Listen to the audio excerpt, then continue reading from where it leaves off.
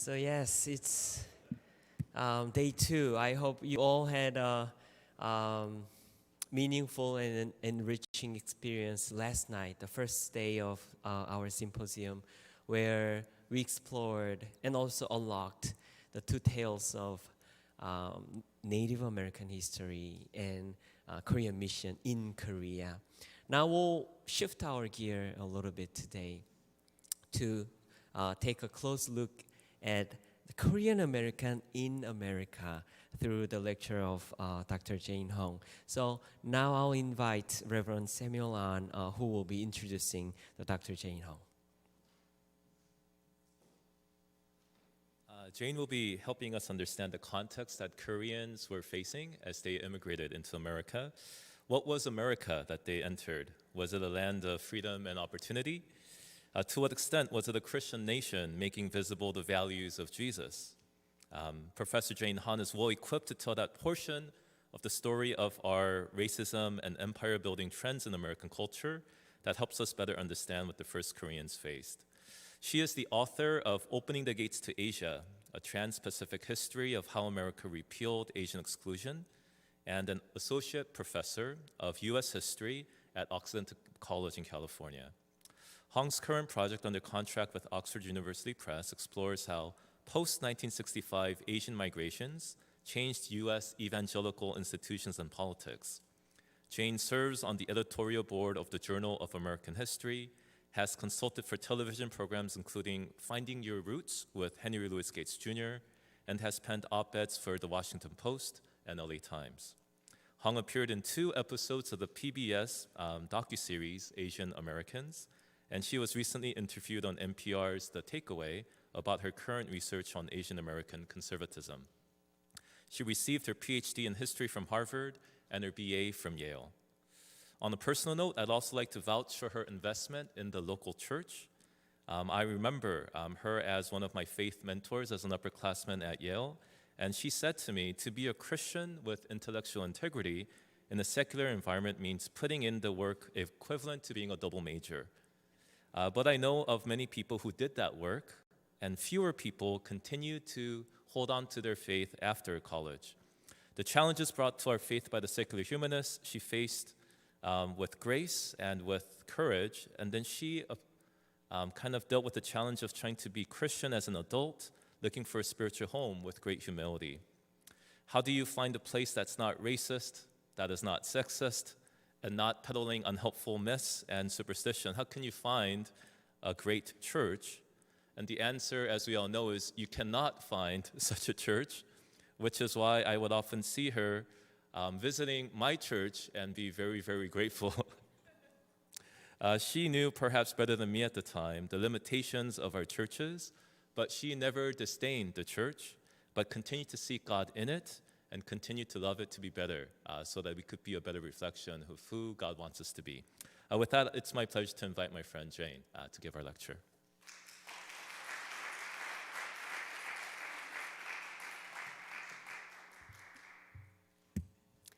Hello, everyone, and good morning. It's wonderful to see you all today. That was a very generous and humbling introduction. And I'm sure as we'll talk about more in the Q&A, kind of what the struggles are and the challenges are for believers who want to remain believers, especially in secular spaces. I can't say I'm doing it very well right now. We'll talk more probably, but you know, Christian life is a struggle, but it's a good struggle and it's a worthwhile struggle. And I think we would all agree with that. So first, I'd like to thank all the organizers of this conference. It's amazing to think that the Korean Church of Boston has been here for 70 years. I mean, that's, for Korean immigrants, for Korean Americans, that's a lifetime. So it's actually quite an accomplishment. It's actually quite amazing. So I'd like to thank Lee Boksa님, Yoon Boksa님, all the other organizers, everyone who has been so kind and gracious in coordinating all the travel and the accommodations. So I was teaching my classes on Zoom during the banquet last night, so I was not able to join you, but I was able to make it just in time for the 2 talks by Elder Alona Street Stewart and Dr. Paul Cha, and I learned so much. And I'm excited to be in conversation with these wonderful leaders and thinkers and to think more with and alongside you.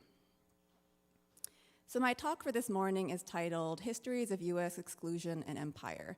And this is a very broad sweep of a very complicated topic. Today I want to talk about the imperial roots of anti-Asian racism and violence, or more specifically, I want to suggest how the violence we continue to see today against Asian peoples and their racialization as extensions of Asia, as perpetual foreigners, how these realities in our current day are rooted in long-standing histories of US empire and exclusion toward Asian peoples. Now, in truth, we are sitting here in this room because of US empire. At times, US empire can seem benevolent, at other times destructive. But benevolent or not, it is empire, and the goal of US empire is to expand US power and control. So whatever its side effects are or are not, it is useful to keep this in mind. Like other nations in the world, the US is out for its own interests first, and that makes it very similar to other nations in the world. Unlike other nations in the world, however, beginning in the early to mid-20th century, the US was able to actualize and execute its imperial vision in ways that the vast majority of countries in the world have never been able to do.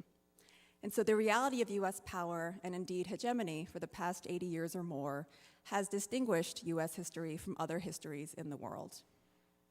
It also means that US history matters to global histories, including Korean history and East Asian history and Asian history, because the United States, its actions, its policies, its peoples have had such an outsized impact well beyond its national borders. And I've spent most of my academic career so far studying US power and its consequences for the rest of the world, particularly through the lens of race.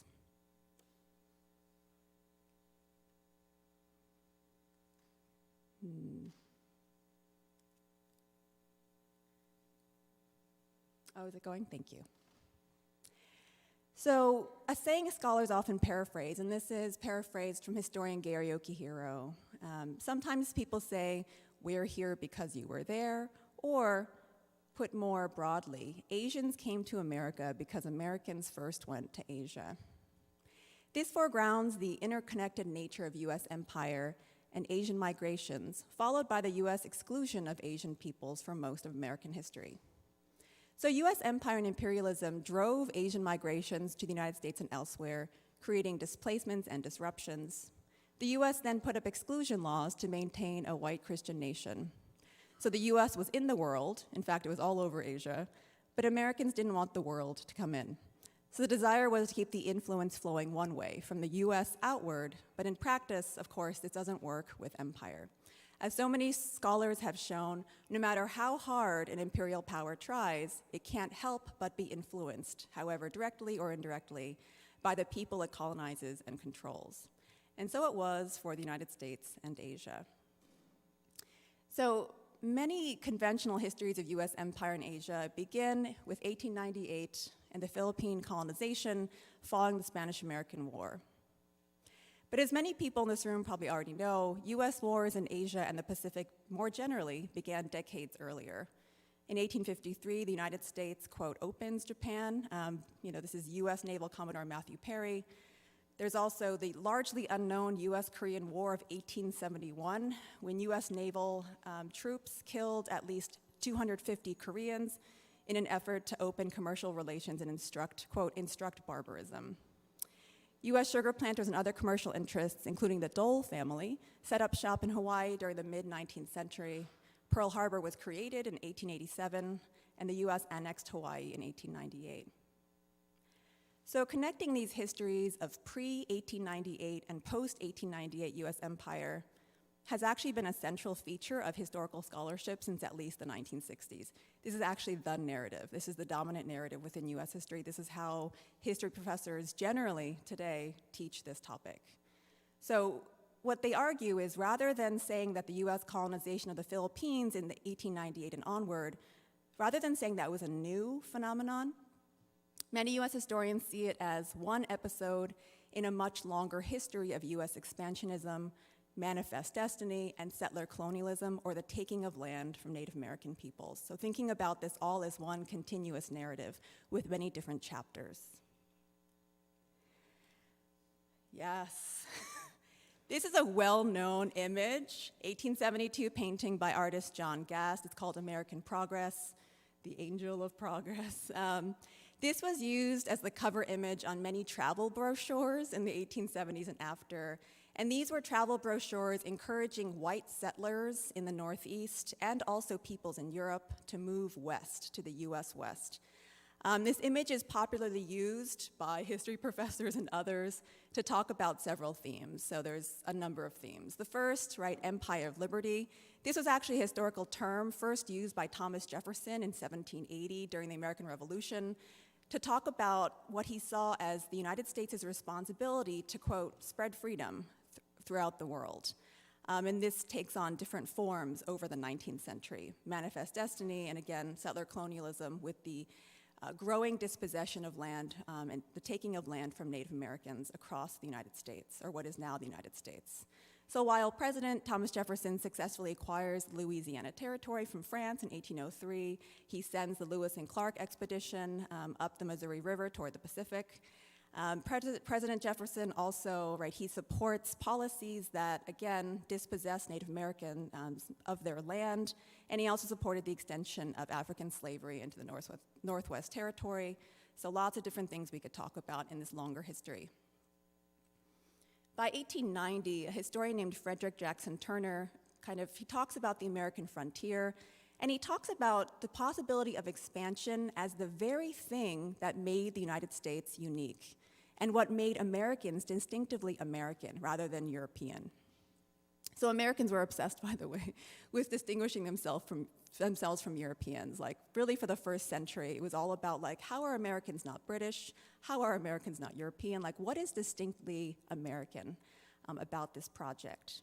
And so Turner talked about the American frontier as, quote, productive of individualism, the idea that to the frontier, the American intellect owes its striking characteristics, that coarseness and strength combined with acuteness and inquisitiveness, that practical inventive turn of mind, the restless nervous energy, the dominant individualism, the buoyancy and exuberance that comes from freedom.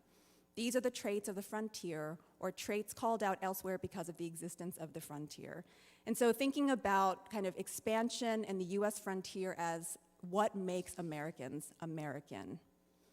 But with the closing of the frontier in the late 19th century and the United States' successful expansion from the east to west coast, some people argued now Americans would have to look elsewhere for continued expansion and a new frontier, kind of hence overseas expansion, overseas empire, hence the 1898 Spanish-American War, and really events that even came before.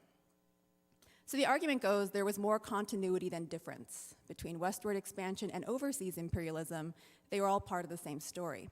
And in particular, there are historians like Walter Williams who've directly connected the annexation of the Philippines in 1898 with US Indian policy before the 1890s as part, again, of the kind of common continuous story of US imperial expansion.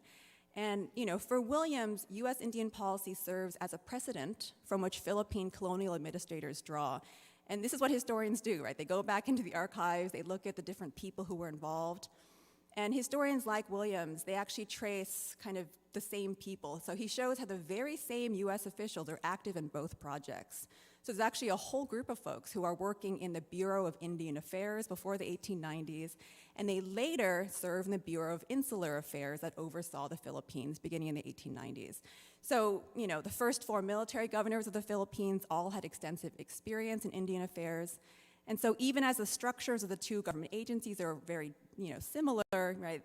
They're kind of the way that people were thinking about the two projects. Again, they were drawing from the same historical precedents because, in fact, they were many of the same people, right? So when you think about the continuities, they're not just abstract, they're actually like the same people who are moving from place to place, project to project. So, like their European counterparts, the Asians who migrated to the US were also settlers. They too settled on land taken from indigenous or Native American peoples. And by the way, this is like a debate that had gone on for many years about are Asian immigrant settlers, and some folks were like, meh. So I think the kind of conclusion people came to is yes, Asian immigrants were settlers. They might not have originated the white settler project, but they were in fact part of the dispossession, the continued dispossession of Native American peoples. And so this is an ongoing conversation. A lot of this scholarship focuses on places like Hawaii, for example, where you have a majority Asian immigrant, largely Japanese American population, even by the early 20th century. And so thinking about how Japanese immigrants and Asian Americans intersect or how they engage with native Hawaiian peoples on the island of Hawaii, this is still an ongoing conversation. So it's a big kind of discussion within our field. With the growing presence of Americans in Asia came the growing displacement of Asians to the Americas. So capitalism became entangled with Christian mission. And as I'll discuss more tonight, with the arrival of US missionaries, and this is something that I learned a lot from Dr. Cha last night about, so with the arrival of US missionaries to places like Korea came greater calls for Asians to migrate as laborers to US territories like Hawaii. Of course, Presbyterian missionary Horace K. Allen. So again, I learned a lot of new things last night about him. So I've studied him primarily in the context of immigration history. So Horace K. Allen is well known for brokering a deal between Hawaii sugar planters and Kim Ko-jong. And this was the deal that allowed for the first major waves of Korean migration between 1903 and 1905. And I'm sure many folks have heard of this kind of early wave of Korean migrants.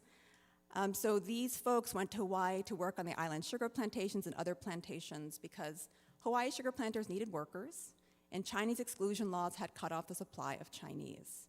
So Hawaii sugar interests turned to other Asians to fill in. And this actually, this migration ends in part because of Japanese colonization and growing encroachment over Korea, but it also ends because this migration was actually illegal, violating US contract labor laws. So the numbers are modest at first, a little more than 7,000, mostly men, with small numbers of women and children.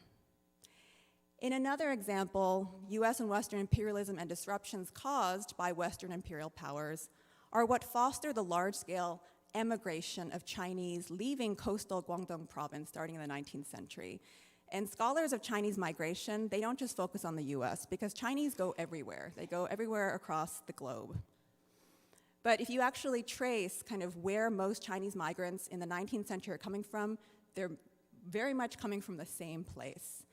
And when you think about Guangdong province, this is a coastal region, and here I'm talking about areas that were affected directly by China's opium wars with Great Britain in the 19th century, and the emergence of unequal treaties between China, Great Britain, China and France, China and Germany, China and the US, China and Russia, and later China and Japan.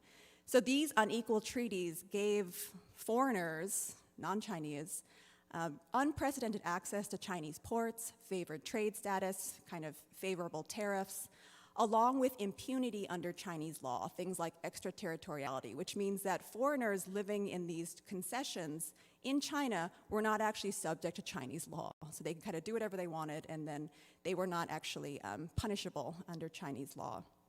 So these relationships were inherently unequal, they were not reciprocal, they were highly skewed in favor of foreign powers.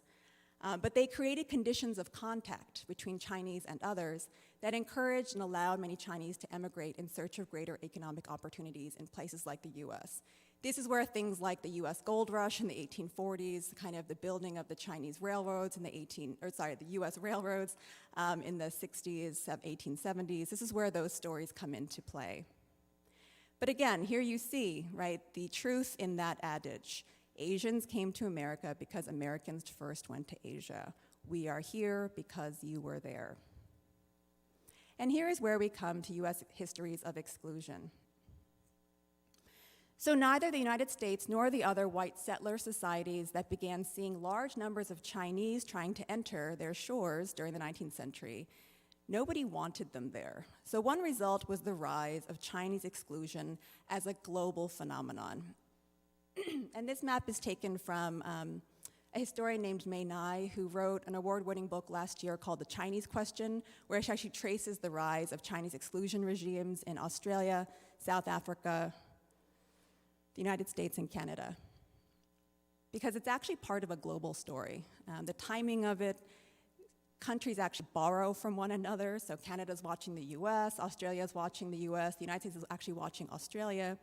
So Australia was actually the first country in the world to bar immigration from Asia as a whole.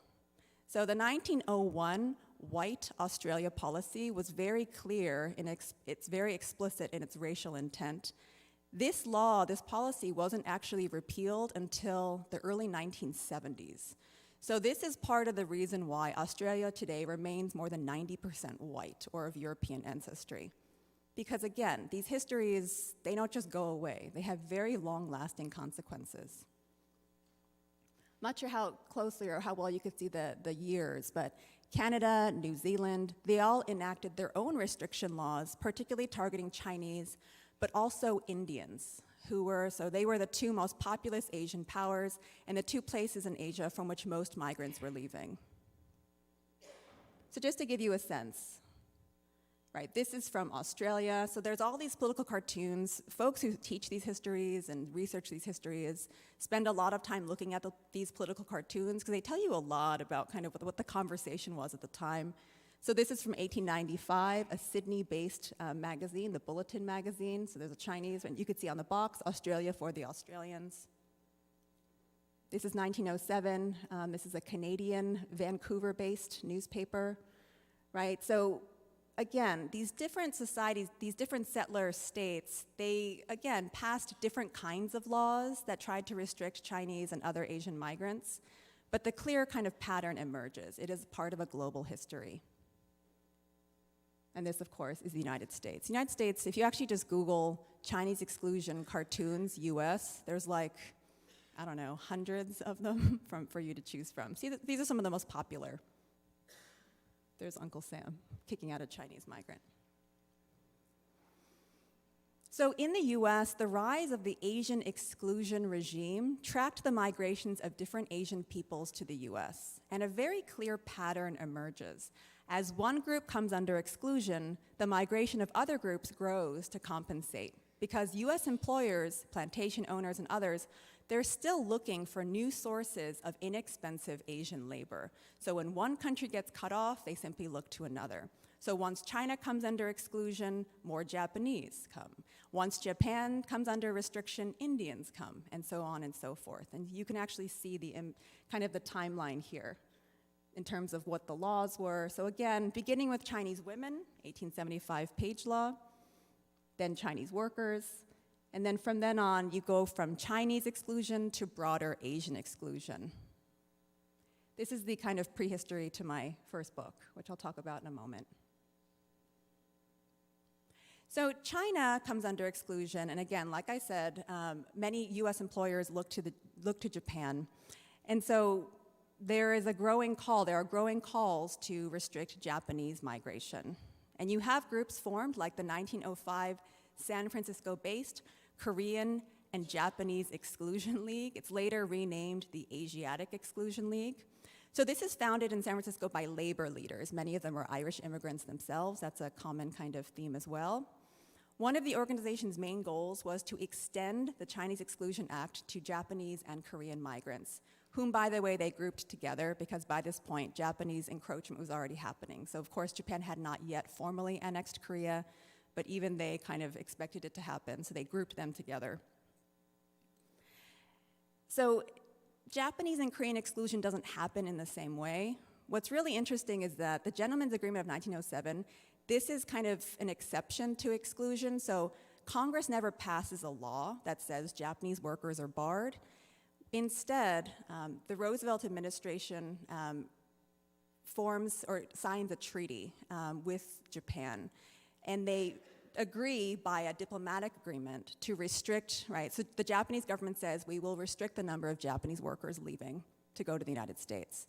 And the reason they do this is that even by 1907, Japan is seen as a rising power in the world. It had, after all, defeated the Russians in the Russo-Japanese War of the early 20th century. At the time, people were like, what the heck is happening? A non-white power has actually defeated a white power. And so even the White House did not want to offend Japan. And so this is the kind of exception. So Congress did not pass a law. This was a diplomatic treaty. It was kind of informal, but it effectively brings Japanese and also Koreans under restriction. Later, Indians become the next major target of white American exclusionists. And it's really interesting to think about Indians. They are they are an extremely diverse group religiously even back then. Some of the earliest Indian migrants to the United States are Sikhs, Sikhs. They wear turbans. They are a religious community. The large majority, actually, of early Indian migrants are Sikh. And they settle in places like California. They farm. But if you look at how they're referred to in actual literature, they're oftentimes called Hindus, sometimes with a U, sometimes with OO, sometimes they're called Mohammedans, they're called Hindu hordes, right? So there's different kinds of language that in many ways you can see how religion and race get entangled in really odd ways when it comes to these conversations. So in 1917, Indians come under exclusion, and in fact, right, there's something called the Asiatic Barred Zone. This is actually the first time in US immigration law that the term Asiatic appears. Asiatic is kind of like the precursor to Asian American. Very different histories, but they mean essentially similar things. And so when historians look at this law, so this is the 1917 Immigration Act, it creates the Asiatic Barred Zone, which you could see here. Congress basically draws like big lines around most of Asia. The only places exempted are the Philippines, because it's a US colony, and Japan is not technically included in this, because again, Congress, people don't want to offend the Japanese. But the Japanese are already restricted by this time as well. But the term Asiatic appears in US federal immigration law for the first time. And so historians will argue that, in fact, when you think about Asiatic, it's actually a term created by exclusion. So when you think about the actual creation of these racial categories, you could see the origins in the United States very clearly if you just look at immigration policy. And I'll talk about naturalization or citizenship policy in a moment. Okay, we'll go back here actually. So in 1917, this passes, and then this is followed up by the 1924 Immigration Act. This is the law that really solidifies an entire racial bar on all immigration from Asia. The main target of 1924 are the Japanese, because they are the only kind of Asian group, other than the Filipinos, who are not, right, subject to exclusion by Congress. And the 1924 Act is really important because what it does is it makes Asians ineligible to immigrate based on their racial ineligibility to US citizenship. So the bar on Asian immigration and citizenship are tied together, and they're tied together on racial grounds. So I don't know how many folks know this, but Asians are the only racial group in US history to be barred racially from US citizenship for most of US history. So when we think about who was eligible to become a US citizen, in 1790, Congress passed the Naturalization Act that said, quote, free white persons could become citizens. Generally speaking, that referred to people of European descent, and it generally only referred to men, because women were not considered, their citizenship was kind of covered under the men in their lives. So free white persons. After the Civil War, during Reconstruction, persons of African descent are added in 1868 under the 14th Amendment. So essentially, by this point, right, you basically have European descent folks, persons of African descent, and by the way, Mexican folks of Mexican descent were actually considered white, so they were also eligible for citizenship. But Asians were the sole group who were considered, quote, aliens ineligible to citizenship. So that's actually how they're referred to in US immigration and naturalization law. So that's a very specific kind of element. When you think about why Asians, even today, are racially considered foreign, there are historical origins to that that actually tie back to this much longer history. So this is what immigration historians talk about all the time. This is just what we talk about. So in 1924, everyone's brought under exclusion, including the Japanese. And many folks, historians, have argued that the exclusion of Japanese in 1924 by Congress, it really offended the Japanese government, and it was part of the reason why perhaps by 1941 the Japanese attacked Pearl Harbor. A lot of historians have actually traced and connected those two episodes together, because it was really insulting, right? It was really insulting to be excluded on racial grounds. The Japanese government, Japanese officials talked about it all the time, how insulting it was and how much damage it did to the diplomatic relationship between the US and Japan. So the lone exception, like I said, to exclusion was the Philippines, because as a US colony, it was actually part of the US empire and therefore exempt from restrictions on migration, at least initially. So in the 1920s and 1930s, tens of thousands of Filipinos began coming into the United States, largely places like California, but really across the country. And this leads to a whole anti-Filipino movement in the 20s and 30s. And here you can see some of the headlines. So it really comes to a head in very violent, very well-publicized incidents. The 1930 kind of Stockton race riot is one really clear example. And essentially, this movement results in the Philippines also coming under restriction. So for them, they never came under complete exclusion. I think Filipinos were allowed to come in, I think it was something like 185 people a year, something like 100 people per year were allowed to enter. So effectively, it's kind of like, it's basically like exclusion, but it's not as kind of stigmatizing if, I guess, you have a small quota. So the Philippines also comes under exclusion or restriction by 1934. All right, but then you have World War II and the Cold War, and this is where my first book kind of comes into the picture. So Asian exclusion increasingly becomes a PR problem, right? It becomes a public relations nightmare, a diplomatic and maybe security problem for the United States. So during World War II, we'll talk about kind of why. During the Cold War, you'll see, right, US troops, US interests, right, in Asia and the rest of the world grow exponentially. Asian migration also grows exponentially during the post kind of World War II and Cold War periods. So this is a period when US imperial interventions and wars lead to the death of millions and the displacement of even greater millions over many decades. This is between the 1940s and the 1990s. Other events were also key, of course. So during this period, you also have the 1949 Chinese Communist victory, the creation of the PRC. And those displacements lead to humanitarian crises of overpopulation. So millions of Chinese flee to Hong Kong. So there's a huge overpopulation problem by the mid-1950s in Hong Kong, as well as the Republic of China in Taiwan and other parts of Asia. Even as the US admits hundreds of thousands of Eastern Europeans displaced by Soviet actions during the same period, the US government admits only a few thousand Chinese in the years immediately after 1949. Very select Chinese are allowed to come in, anti-communists, elites, intellectuals, very strategically chosen. So just as US immigration was historically very racialized, the same is true for US refugee policies during much of the Cold War.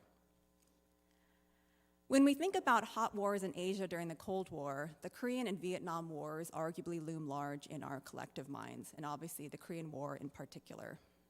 So most professional historians teaching at universities in the US today see these as kind of very clear examples of US imperial expansion in a decolonizing Cold War Asia. But many historians also emphasize kind of indigenous struggles for independence. They talk about kind of what happened between 1945 and 1948 and how you had many different factions of Koreans who were fighting for a unified Korea under different visions. Historians study kind of similar histories when it comes to Vietnam, so thinking about people like Ho Chi Minh, but also thinking about Ho Chi Minh's longer history, and how actually Ho Chi Minh and Syngman Rhee were actually two of the colonized leaders who were in Paris in 1919 petitioning and lobbying President Woodrow Wilson for help in their fights for independence. Ho Chi Minh obviously takes a very different kind of path than Lee Syngman, but these are all histories that I think are important to understand along a longer timeline. So I don't know how many of you know this, but among kind of historians and related scholars who study the Korean War today, some of the most popular topics, really there's like dozens and dozens of books, and they're still coming out, are actually about Korean military brides and Korean adoptees during the 1950s, 60s, and after. So these are just a few examples. On the left, this is Arissa Oh. This is probably one of the best-known histories of Korean adoption. Arissa Oh is a historian at Boston College here in Boston. In the middle, if it'll come back, is a book by my friend Susie Wu. She's based in Southern California. We're in a writing group together. She writes about Korean adoptees and military brides. Sujin Pate, From Orphan to Adoptee.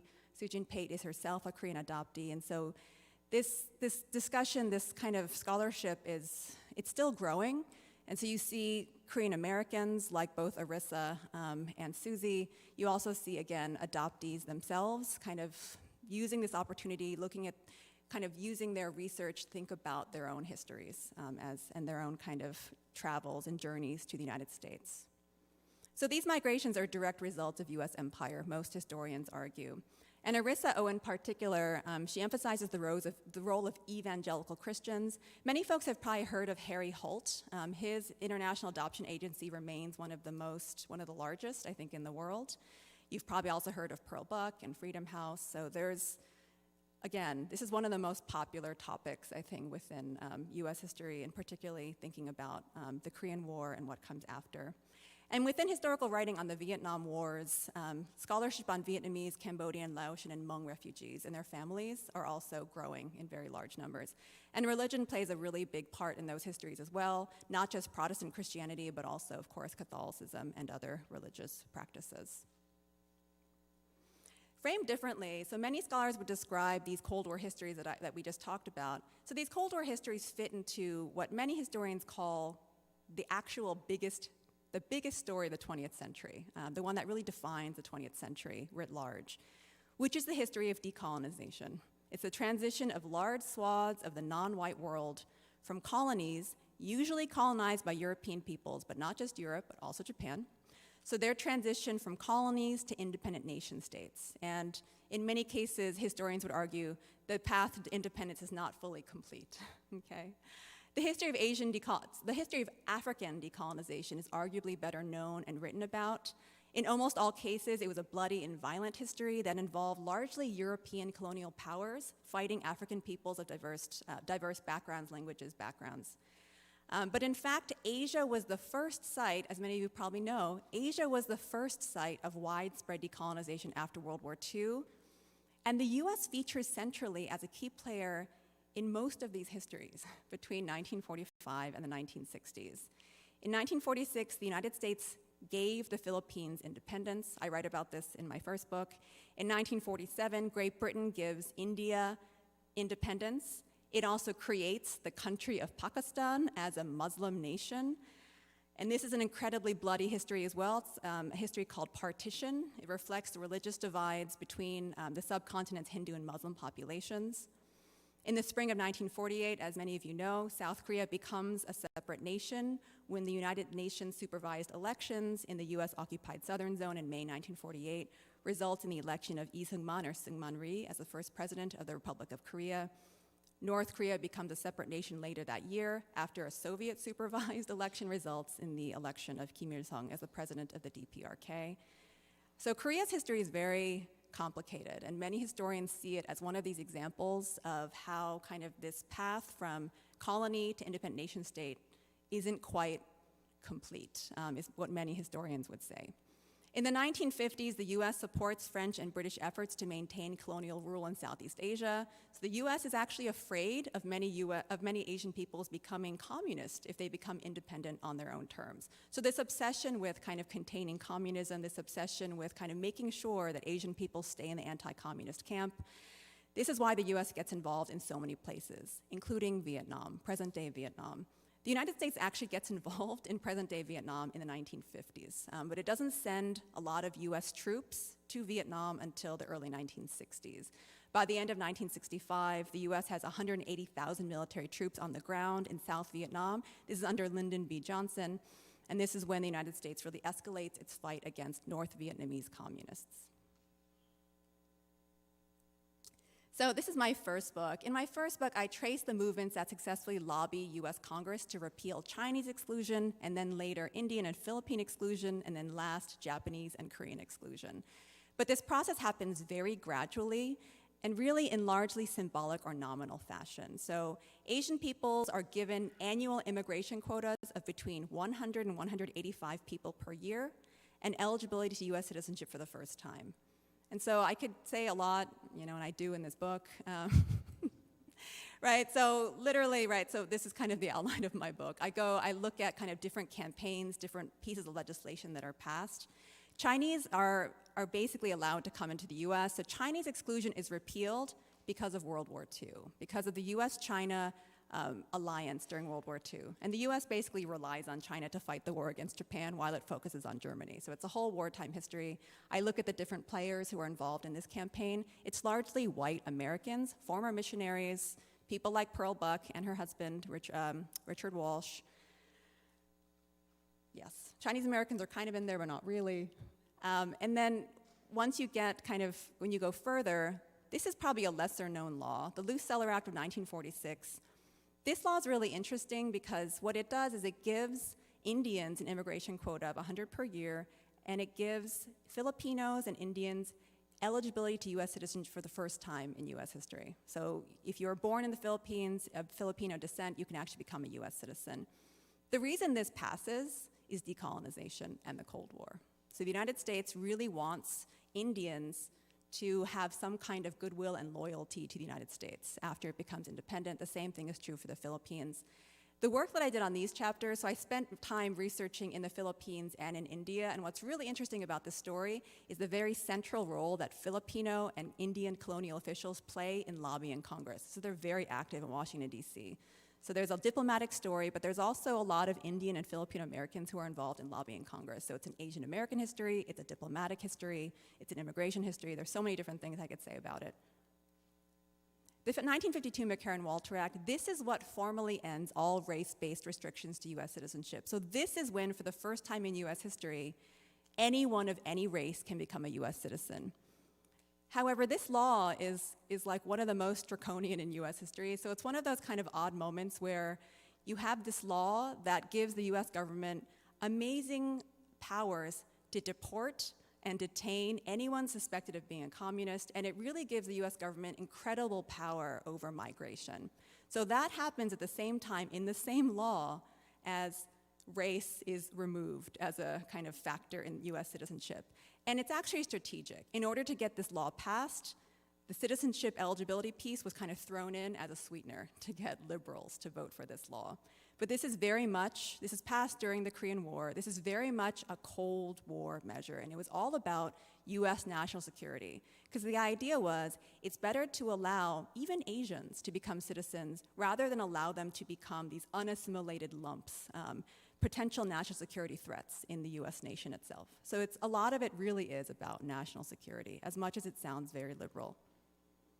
It is still a kind of revolutionary thing, though, that for the first time in US history, regardless of race, anyone can become a US citizen. And this is the law that I think many of us are familiar with, because you, in fact, might have immigrated under this law. My parents immigrated under this act. My parents came from Seoul in 1975. My mom was a nurse, and my dad was able to come through my mom. And so I think most Asian Americans in the United States today can trace some member of their family having immigrated under this law. So the 65 Immigration Act, this is what effectively ends Asian exclusion in the United States. But what's interesting is this too is primarily meant as a kind of public relations or symbolic measure to make the United States appear less racist. So I think for general audiences, this law is widely celebrated, and I've gone to lots of conferences about this law. You know, it turned 50 a few years ago, it's gonna turn 60 soon.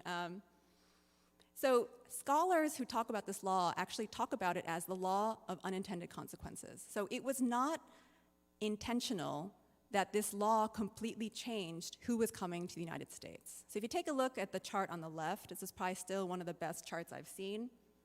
Before 1965, up to 90% of migrants coming to the United States came from Europe, primarily Northern and Western Europe, because there were also quotas and discriminatory quotas against Eastern and Southern Europeans. So a lot of the 65 Act was also about Eastern and Southern Europeans who had been lobbying Congress for years, because they also felt discriminated against. So there's a European immigration story here as well. But what the 65 Act does is it flips who is coming to the United States. And what happens after is that now, instead of up to 90% European, the majority of migrants coming are coming from Asia and Latin America. That began happening in the late 1960s, and it continues through the present day. So really, from 1968, when the law took effect, through the present day, the majority of immigrants who have come under this law have been Asian or Latinx.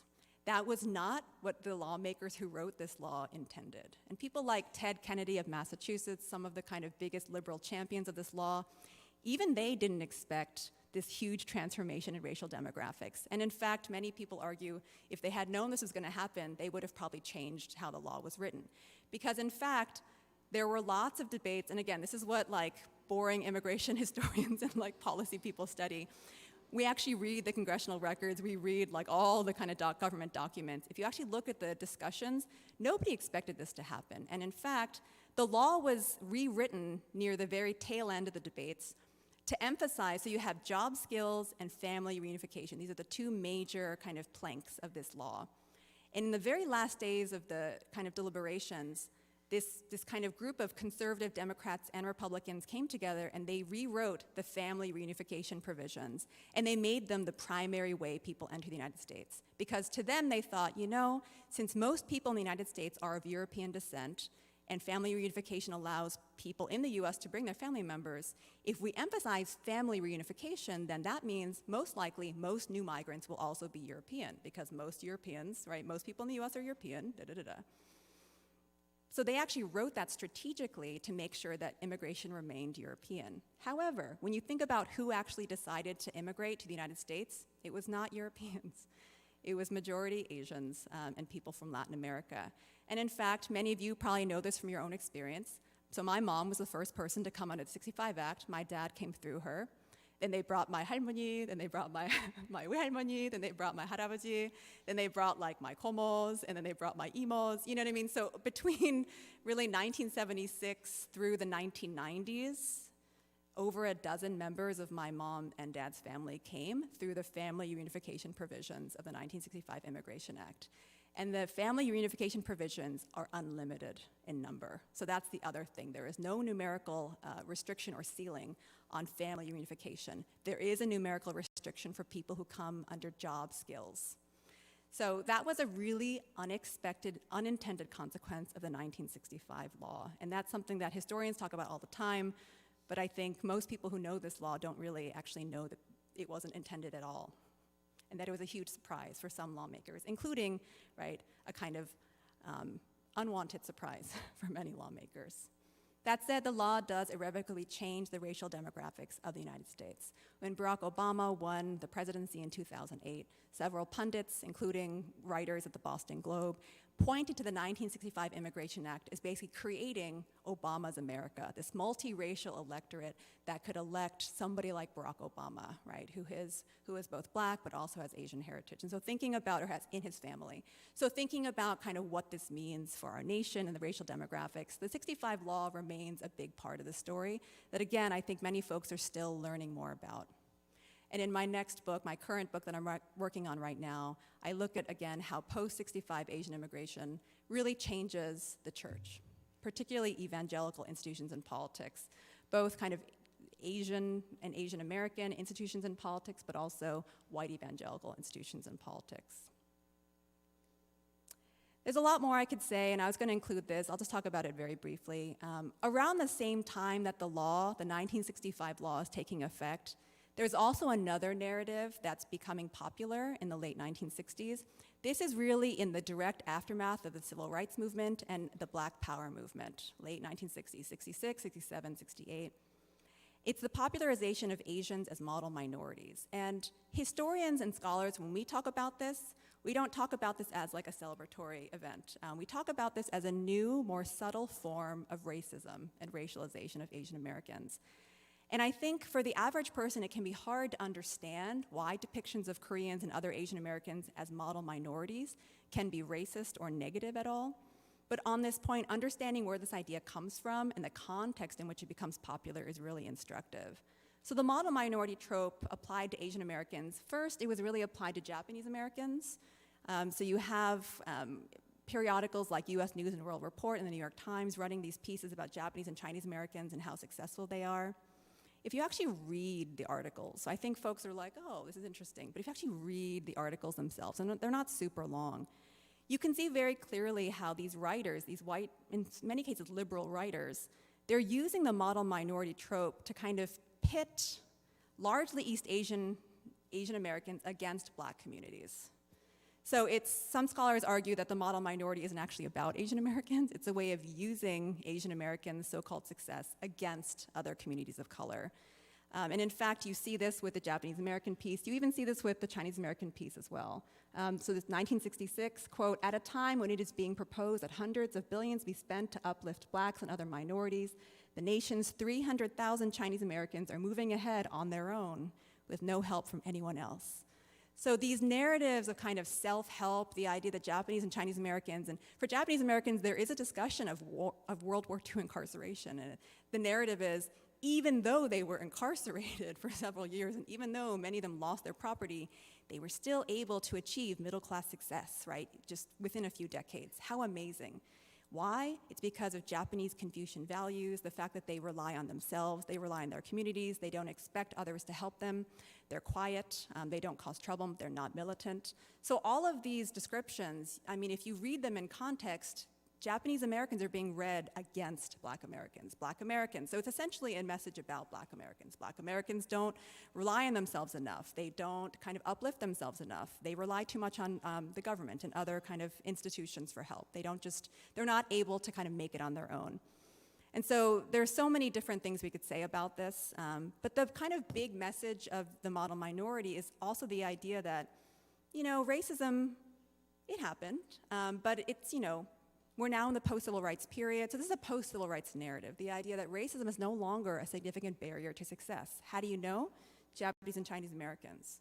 They were victims of racism, but the fact that they are able to succeed in US society means that racism can't possibly be a significant barrier anymore. So if racialized groups are not able to succeed, it's their own fault, right? There must be something wrong with them. They must not be trying hard enough. There might be other things happening. And so when you think about this kind of logic, you see it everywhere, even today. And it's really a logic of divide and conquer. And it really acts to inhibit or discourage solidarity between Asian American, Black, and Brown communities in ways that if you think about it, who it actually ultimately benefits, it ultimately benefits a white-dominated power structure, the status quo, most of all. And in terms of how model minority thinking remains with us today, well, number one, you're in Boston, so you saw the whole case against Harvard in terms of affirmative action. The Supreme Court is actually going to rule on that case in June, and everyone widely expects that affirmative action as we know it will come to an end. And the folks who brought that case against Harvard and UNC used Asian Americans as part of this narrative. So affirmative action discriminates against white people, but mostly against Asian Americans. And so when you think about what that means, that's something I guess for us to think about as the decision comes out in June. In terms of how else model minority thinking remains with us today, I've talked about this many times, and this I'm going to close with. It can sometimes make it difficult for white Americans and other non-Asians to take anti-Asian violence very seriously. That is, even when Asian Americans suffer due to racism, people have a hard time believing it. It's like, oh, no. And I think this was especially pronounced during the early pandemic where you saw so much anti-Asian violence. And the fact is, there are still incidents of anti-Asian racism and violence happening even today, even if the media is not reporting on it as much anymore, even if it's not like a headline in the news. During Haigu, so the 1992 Los Angeles uprising/civil unrest, and I'll talk about this later today in our evening talk, model minority narratives about Koreans' economic success were weaponized against Korean business owners and employees in South Los Angeles. Koreans were described as greedy and immoral, amassing wealth through the exploitation of Black and Brown communities, when the realities of Korean small business were much more complicated. And this story is very complicated, and so we're going to talk more about it tonight. What does it mean to be Korean American in South Los Angeles under racial capitalism? So I'll talk more about that later. It's a very complicated kind of story. But the reality is, right, we're all kind of part of this racial capitalist system where folks kind of benefit in different ways from the racialized order. And racism and capitalism are inherently entangled. And so we'll talk more about that. And there's, other examples abound. So in closing, when professional historians today talk about the history of the United States and East Asia, it is true that they really are extremely critical, and they tend to see everything through the lens of US empire. That's how I was trained as a US historian. That's how most people of this generation were trained. I also understand that this doesn't fit neatly with histories that Koreans are often told of the United States, and that for many Koreans, like of my mother's generation, my mom, I think, she kind of came of age in the 1960s during Park Chung-hee, very anti-communist education, and I know there are generational differences. Lots of narratives about the United States saving South Korea from communism. So thinking about kind of how were educated, when we were educated, the context in which we were educated are actually very important. Historians think about that all the time. So when I think about the bigger picture, right, but when I think about the bigger picture of what the US has done in Asia, the imperial trajectory is quite clear. And I think there has been tremendous progress on race relations and racial views in the US. I don't know how many of you know the Huntington Library in Los Angeles. A lot of academics in the area, we just hang out there. We like write our books there. I wrote most of my first book there. It's a beautiful space, very kind of posh, and they have a nice little library. One of my mentors, Professor David Yu at UCLA, he often likes to joke, if we had lived in Los Angeles in the early 20th century, we would have been the gardeners, not the readers using the library collections, right? So clearly we know that kind of racial hierarchies change, things change over time.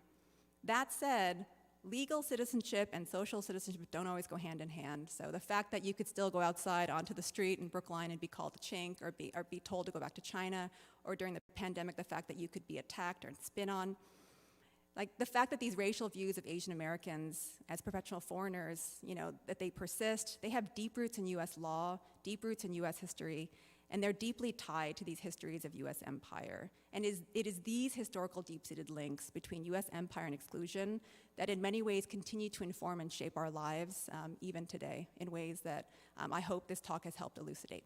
Thank you.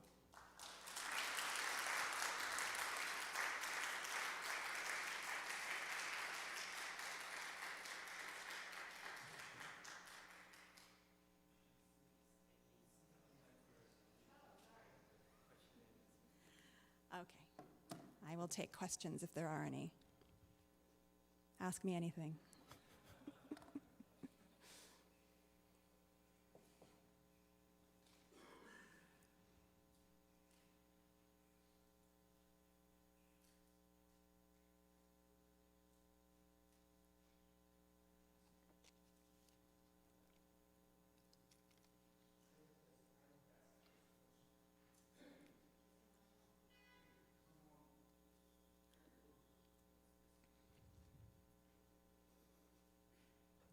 Okay.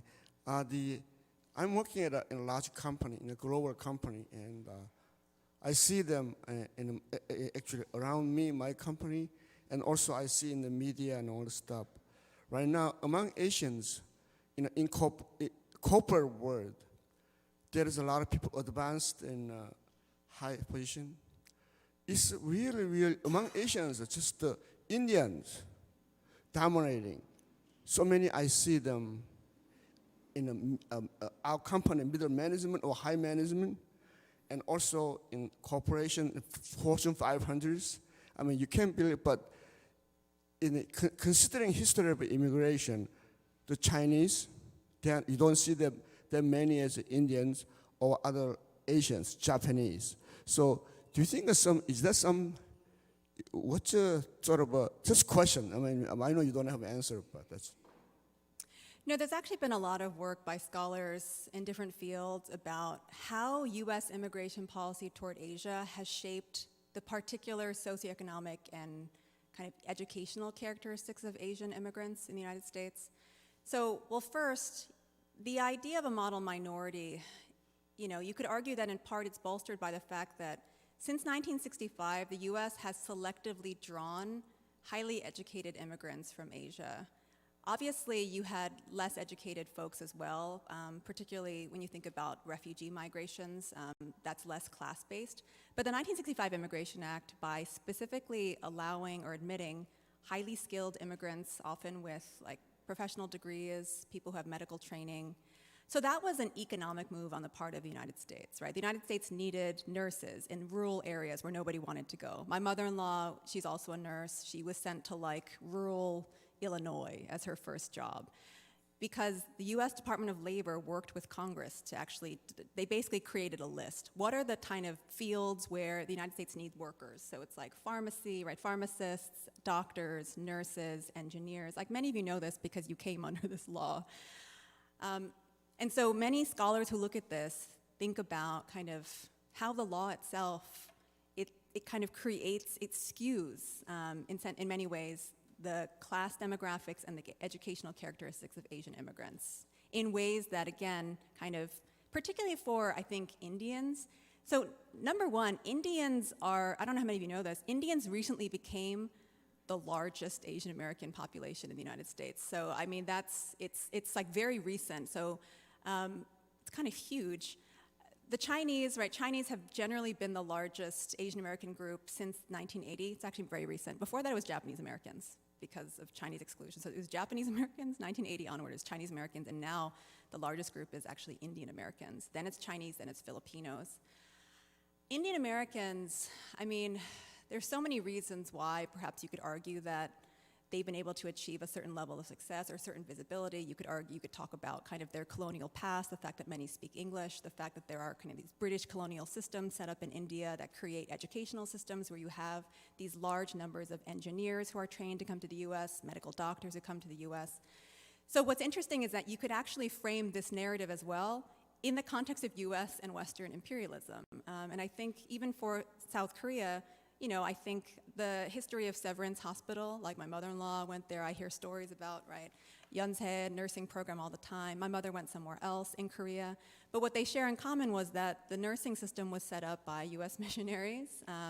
US government interests later supported these schools. And so in many ways, there's a reason why Korean nurses are able to come to the US in such large numbers, right? They're educated in a US modeled system. The same thing is true for Filipino nurses, who are still historically the largest group of nurses from Asia come from the Philippines. The Philippines' educational system is set up directly by a US colonial government. So like these histories are not, the histories of kind of who's migrating, when they're migrating, how they're trained before they migrate, like these histories are also entangled with US and Western imperialism. The other thing, though, about this story about Asian American success is that it's actually very uneven. And so what most scholars would talk about is that Asian Indians in the United States, Indians, they do have the highest per capita incomes, and their kind of per capita median household incomes do far exceed white American incomes and others. But if you actually look kind of down the line, there are like several dozen Asian American groups in the United States, and not all of them are wealthy. And so it's really uneven. And even within, for example, Chinese America is huge, right? It's ginormous. But I'm from New York, I'm from the New Jersey area originally. I'm from Bergen County, like every other Korean person in New Jersey. It's there, Cherry Hill. But, so I follow the news closely. In New York City, Chinese Americans are some of the kind of most impoverished communities across New York City. And they've remained that for many, many years. So, it's really important to think about how kind of the bigger picture, the story of Asian American economic success is really uneven depending on who you're looking at, where you're looking at. And obviously you have a lot of groups that don't fit that socioeconomic narrative or kind of professional success narrative at all. I'm thinking here about Hmong Americans, Laotian Americans, Cambodian Americans, and the other last thing I'll say, I'll talk about this later as well, just thinking about even Korean Americans. I currently live in Los Angeles, in LA. LA County has like one of the highest undocumented Korean American populations in the United States. And these are not folks who like live in luxury. So I think even within our communities, there is a lot of unevenness that I think it's important for us to look at, especially as believers who care about kind of our larger communities. But thank you for that question. Yeah, thanks so much, Dr. Hong. I have just a little question. So our EM currently, we're kind of rethinking our missional efforts overseas, and I think one of our members kind of criticized a lot of evangelical efforts, how it's very like colonistic in the way that we kind of bring our like system to these foreign places, and we try to make them do the way that we do church, so like VBS programs, for example. And so, so one of the things that we've been rethinking a lot is that how do we honor their culture without having this like imperialistic, like kind of mindset? How do we work with the people to enrich them of the gospel? But I think after hearing you talk about this U.S. empire mindset and whatnot, and thinking about a lot of evangelical churches and how we do missions and outreach, whatnot too, is there a correlation between like the U.S. empire mindset with evangelical America and how we do missions and kind of like bringing, so maybe, I don't know if it's a criticism against the church nowadays, and this is like no knock on Korean churches to do VBS programs still, but do you think there needs to be a shift away from this kind of mindset of like us bringing, our program there, then, and doing it in English or in whatever it is, and making them adapt to us. Like, is that all tied in with U.S. empire / evangelical missions, outreach, that kind of thing? Is there still like a connection there? And do you think the Korean church needs to kind of like get away or kind of rethink how we do evangelism, across the world and whatnot? So, I'm going to approach this question with as much humility as possible because I am neither a missionary nor a pastor. So it's hard for me. So I first want to say that, I was thinking this last night also with Dr. Cha's talk about these early missionaries, who I read a lot about, the Underwoods. I spent a lot of time with the McCune papers in Hawaii. All these like very well-known missionary families. It's just really interesting because I think, and I should probably talk with Dr. Cha more about this, but the way that these folks are studied in different fields, academic fields, is so different. Like when US historians, diplomatic historians look at these missionaries, it's usually from a very, very, very critical perspective, and that's basically it. And there's a way that I think some of the humanity of those people gets lost. And so thinking about them as migrants, as Dr. Cha proposed last night, initially I was like, ooh, I bristled at that. I was like, oh, I just can't. But there is value in kind of looking at them as people, and in fact, right, privileged people with college educations. So the question really is about power. It's about power. And even when I talk about race, when historians talk about race, they mean race as a structure of power. So it's not like, oh, let me just talk about how people are racialized. It's actually race as power, racialization as power structure. What I mean by that is that who has the power to racialize another group? Who has the power to basically decide these people are excludable? And what's really interesting to think about with Korean missionaries, depending on when you're talking about them, it's like, to what extent are they participating in kind of a inequitable power dynamic, inequitable power project? And that's really complicated and really challenging. There is good historical scholarship. The best person really to read, there's a book by Helen Jin Kim, who's a professor at Candler at Emory, and she wrote a book it's called Race for Revival, and it's about how South Korea and the United States, how evangelicalism becomes entangled, and how South Korean organizations and people, she talks about World Vision, she talks about Campus Crusade for Christ Korea, and she talks about the Billy Graham Evangelistic Association. So folks that you all have probably heard of. She thinks about kind of how they, in many ways, US and South Korean evangelicalism, particularly kind of conservative evangelicalism, become entangled projects. And US evangelicals in the 1950s, 60s, 70s, they are very willing to work with South Korean faith leaders because it serves their own interests, right? They look less racist, they look inclusive. Campus Crusade for Christ Korea, that's Campus Crusade's first international venture. It's how Campus Crusade and Bill Bright can describe themselves as international. I think a lot about this because I was part of a Campus Crusade chapter in college. Sam was also as well. At Yale, Campus Crusade, it's now called Cru, so they took the Crusade out of the title because it was so controversial. But Cru, that was what I didn't know, and now I'm researching my current book, and what I now know is the chapter at Yale, that David Chow was also part of in the 90s, right? So the chapter at Yale, it's majority Asian American beginning in the 1990s. That is the only majority non-white chapter, I think, in the United States before that time. Because Campus Crusade for Christ, everywhere else I've interviewed people, they're like, yeah, that was the white fellowship. Okay, all the people of color went to InterVarsity. So, in my book, I actually focus more on InterVarsity because they're actually just more interesting than Campus Crusade for Christ, which remained very, very opposed to thinking about race, talking about race. They were very opposed to ethnic-specific ministries, whereas InterVarsity, they create the Asian American ministries in the 1990s after a lot of pushback.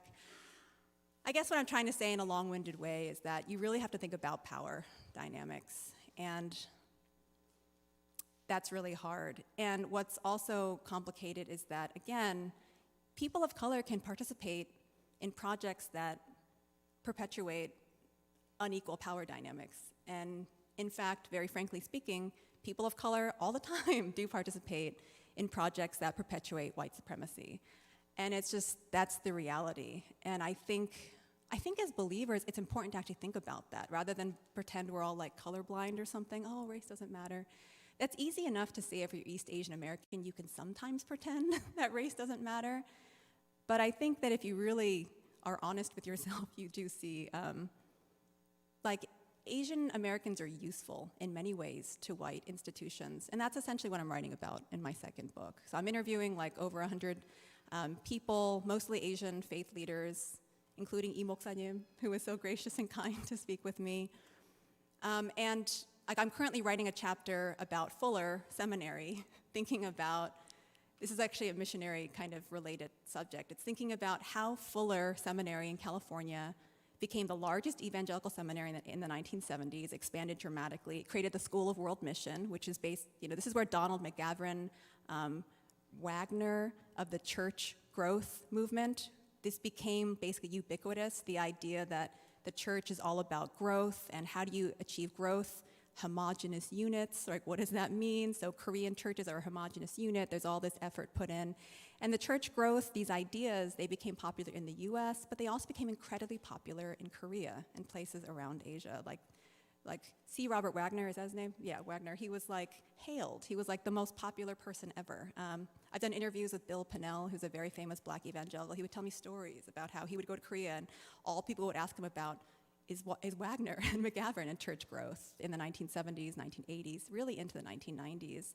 And so when you think about even how South Koreans in Korea and also Korean Americans in the United States, to what extent do we participate in these kinds of projects that in many ways perpetuate white dominance in ways that kind of, right, to what extent do we participate in these projects that are not honoring or dignifying to other peoples in the world? Like, there are ways, again, that people of color can also be implicated in these projects. And so, again, I'm not a missionary, I'm not a pastor, and I give you so much credit. One of my really good friends is an American Baptist pastor, and I mean, I see her go through all these things, especially as a woman, as a Chinese American woman. I see her go through all these things, and I have such deep respect and such kind of deep sympathy.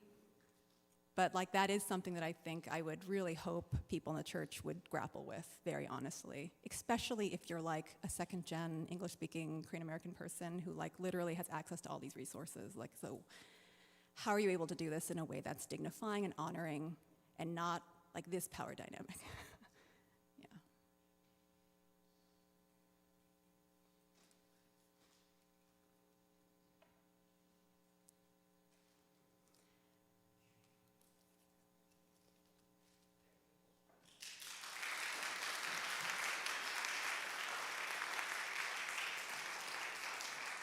Thank you so much. So following the Dr. Jane Hong's lecture, we are going to have a panel discussion. But before that, we are going to have our 5-minute break for a stretch. And also, as you go out, you will see some sign-up sheets for the Freedom Trail guided tour.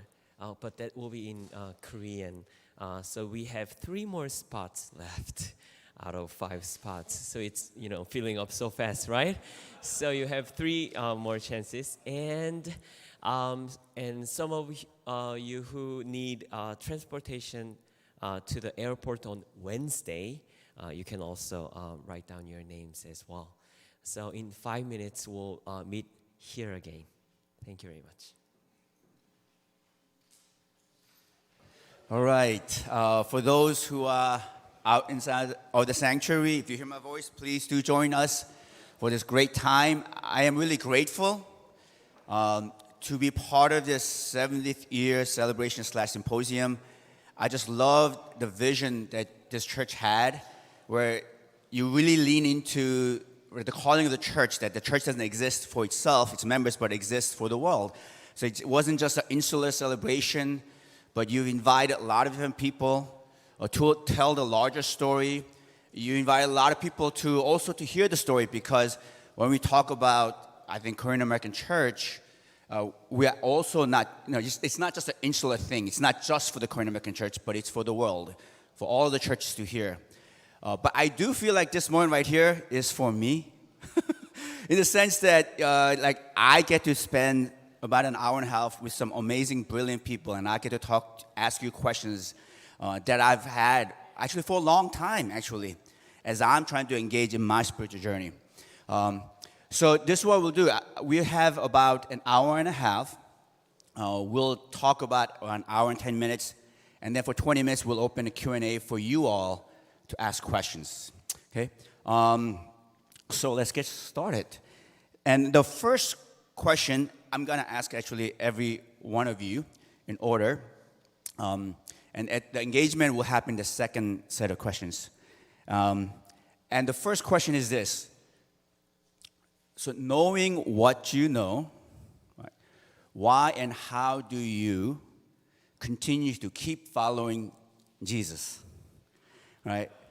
And I think that was implicit or sometimes explicit in your presentations, right?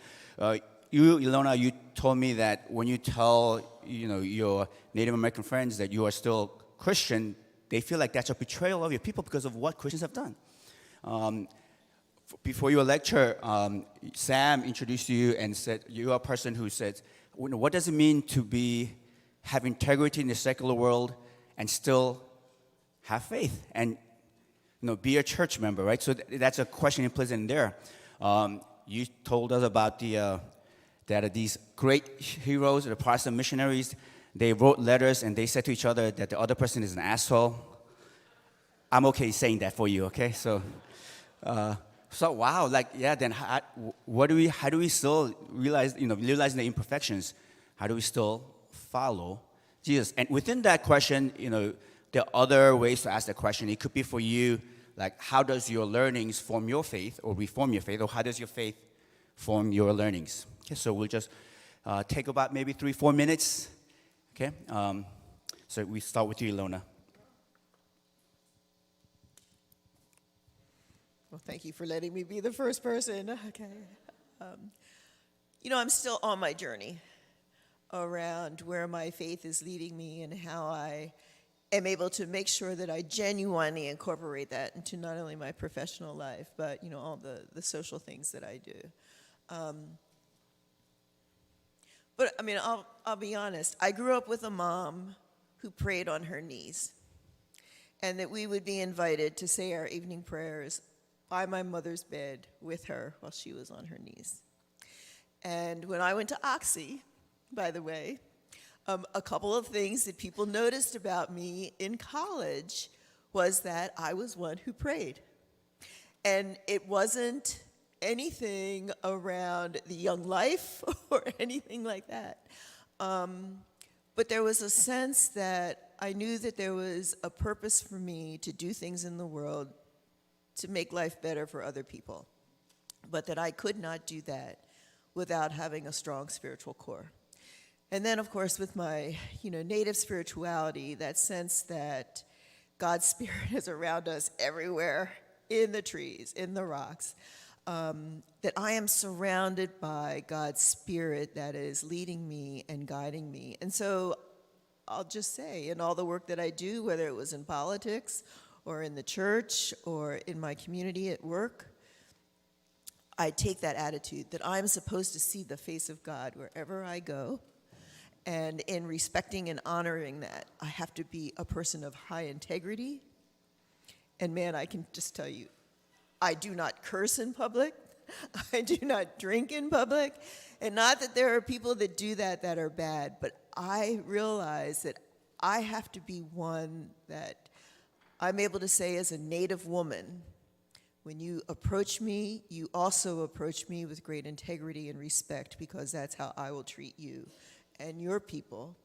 And I think that's what leads me into all the ways that I bring my faith into my behavior and my ethics and the ideals that I have. And I'll just tell you, I still pray every day on my knees for guidance and understanding. So, thank you. All right. Thank you for that question. And it's both simultaneously easy to answer and difficult to answer. And I will give two statements that will seem contradictory. So one, I'm a historian, right? And I believe in truth, but I also believe that I can't fully capture the truth. Right? I think it's impossible, right? And so this is why, historians will always go back to the same historical period and will still have different interpretations, or we'll still see it in different ways, or we'll uncover more facts, right? And so, we can still study the same exact topic, right? But come up with different understandings of it. And so, that's how my faith informs me, in a sense, because I realize I'm human, and I believe God is truth and truth exists, and that's the ideal that I want to achieve, but that's also the ideal that I can never achieve because I'm fundamentally flawed, right? And so it's at once something that gives me, like, I need to be diligent in my scholarship, but at the same time it's also very humbling, because I know that what I've produced will one day probably be superseded, right? It'll be replaced by something else. So, yeah, I feel like, that the story about the blind men who go try to feel the elephant, like that's oftentimes how I feel as a historian. At the same time, it's fulfilling for me to write about or read about like Alan Underwood and people like Karen, because they're so human, in the sense that it gives me hope, because they're not perfect, and they don't have to be perfect, and I don't think they ever claim to be perfect. I think that's a narrative that Korean church historians in particular afterwards gave to them, that they were perfect, right? And we'll look at all the good things that they've done without realizing, there's a lot of, they're just regular people, and it makes me feel better. So, like, I think the question it's flipped around. It's not because I know this, it challenges my faith. It's the other way around. It's like, because I know this, I feel, yeah, I'm normal, right? Like, it's okay. I'm normal. This is not odd or strange. So I'll leave it there for now. I think I can echo two things. So, Elder Alona, like, I'm still on my journey as well. And so, very frankly, my family and I have not found a new church home since the pandemic began. And it's been an ongoing struggle, and it continues to be. And I do live in LA, so there are bajillions of churches of all kinds, all denominations within like a 15-minute drive of our house. But it's been a challenge, and it remains a challenge. And I also, as a historian, like, I think the reason I'm still a believer is that, I don't claim to know more than I know. And I'm not arrogant enough to think that I know more, and that somehow learning all of this makes me above belief in God. Like, I don't think that's possible. And I think that's a lot of the reason why I'm still a believer, and I'm still trudging down this road. So I wasn't trained in religious history. I was trained as a US and the world diplomatic historian of foreign relations. And so now I think, like I said, I'm not a pastor or missionary. I did not go to divinity school or seminary. But writing this book about evangelicalism has really been a challenge. And so it actually helps me in some ways have greater empathy and appreciation for the work that folks in ministry do and the folks who have theological training. Like, going to church for you all must be difficult in a different way. Yes. Because writing this book, I don't know how many of you know, or I don't know how many of you are on Twitter. I don't know.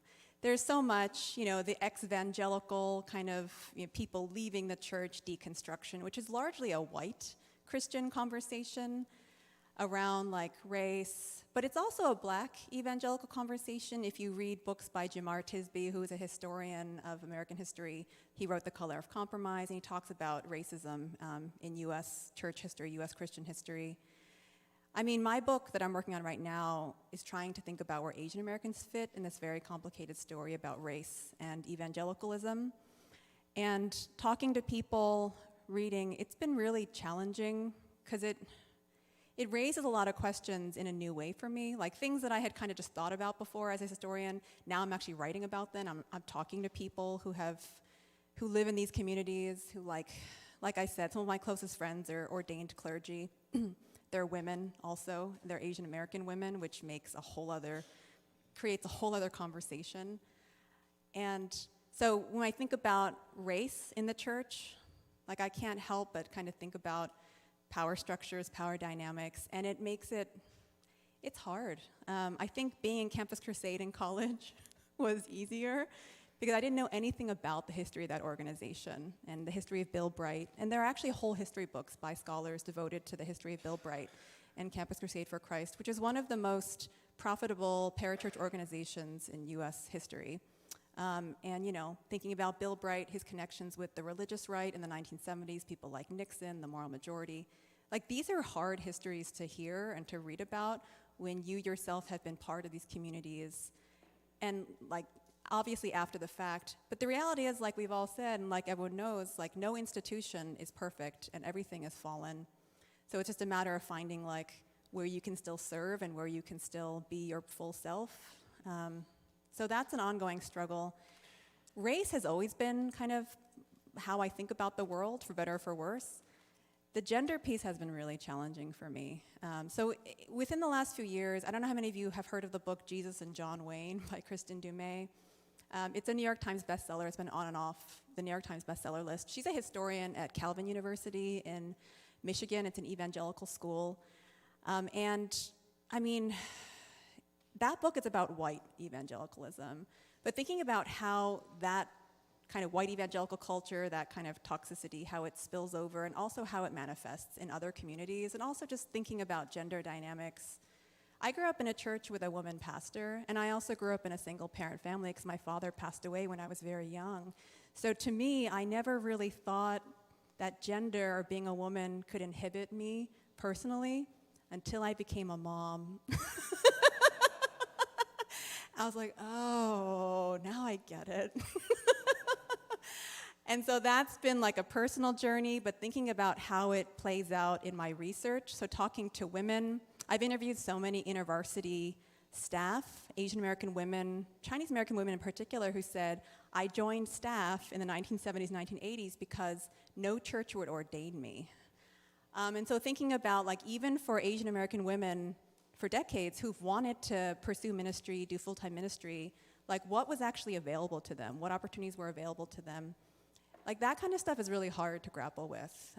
It's really hard to kind of live out. And like I said, because several of my friends are Asian American women ordained clergy, it's been such a challenge to kind of think about gender dynamics within the church and, you know, how even in egalitarian spaces, women are still not necessarily given full equality and given the same opportunities.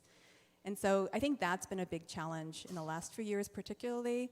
And again, not just for me, I think this is part of a broader conversation that white evangelicals are having, but that I think all Christians, whether you identify as evangelical or not, like these are real dynamics in the church that I think God actually really cares about too. And so for me, I think it's just been a journey of thinking about how, like as a believer, but also as a rigorous scholar, like it's a challenge, but like I said before, it is a worthwhile struggle and challenge, but it is hard. And I'm sure many of you understand what I'm saying in different ways.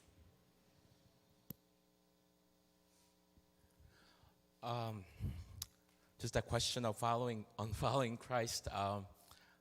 Wow, like I haven't received that question for a while. So that question felt so familiar and also unfamiliar at the same time to me. That's not something that, that's not the question that I'll get in my school. So I teach practical theology. I'm a product of theological education as a professor at theological school. So there I get to be a scholar, but also as a minister as well.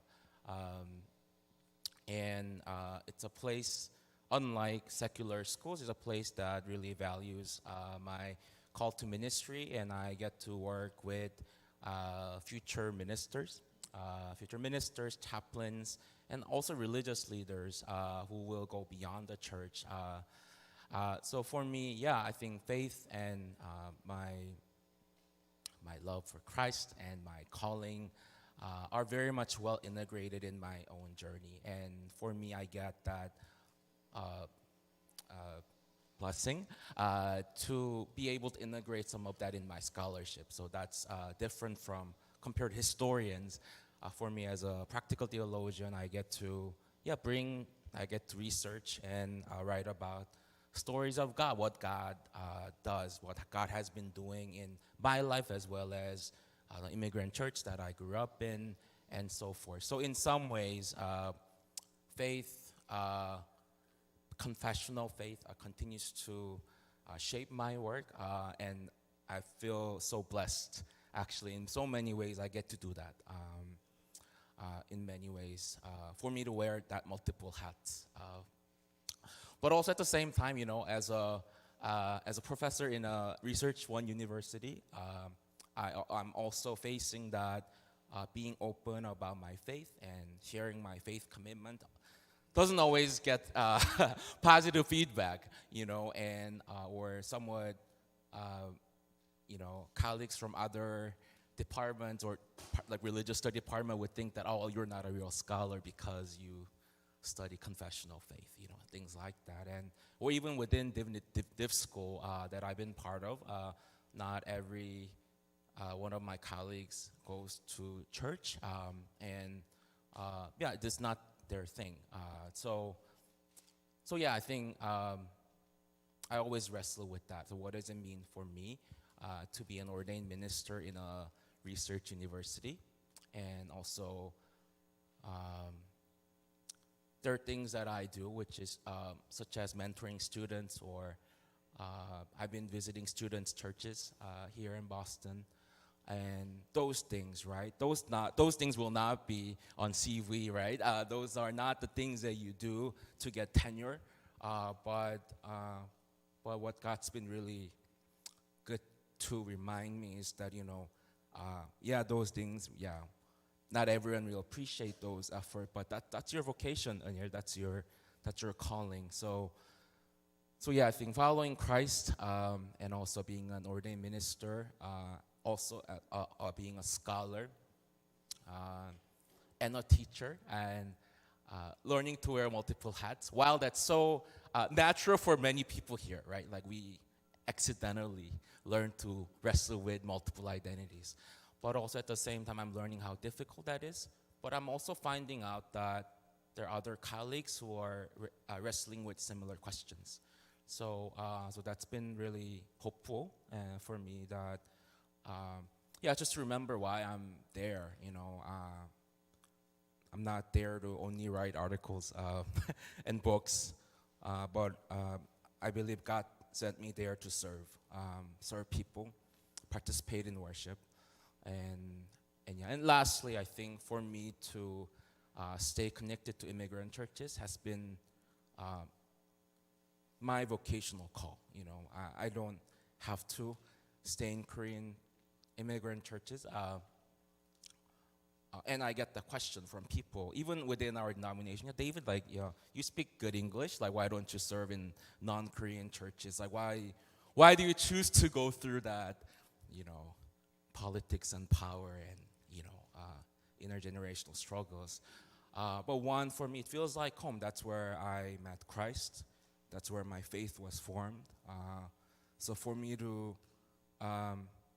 you know, from Monday through Saturday, being in this great city of Boston, getting to work with many people from different places, but on Sunday, I get to come home and sing my favorite 복음성가, you know, like that to me.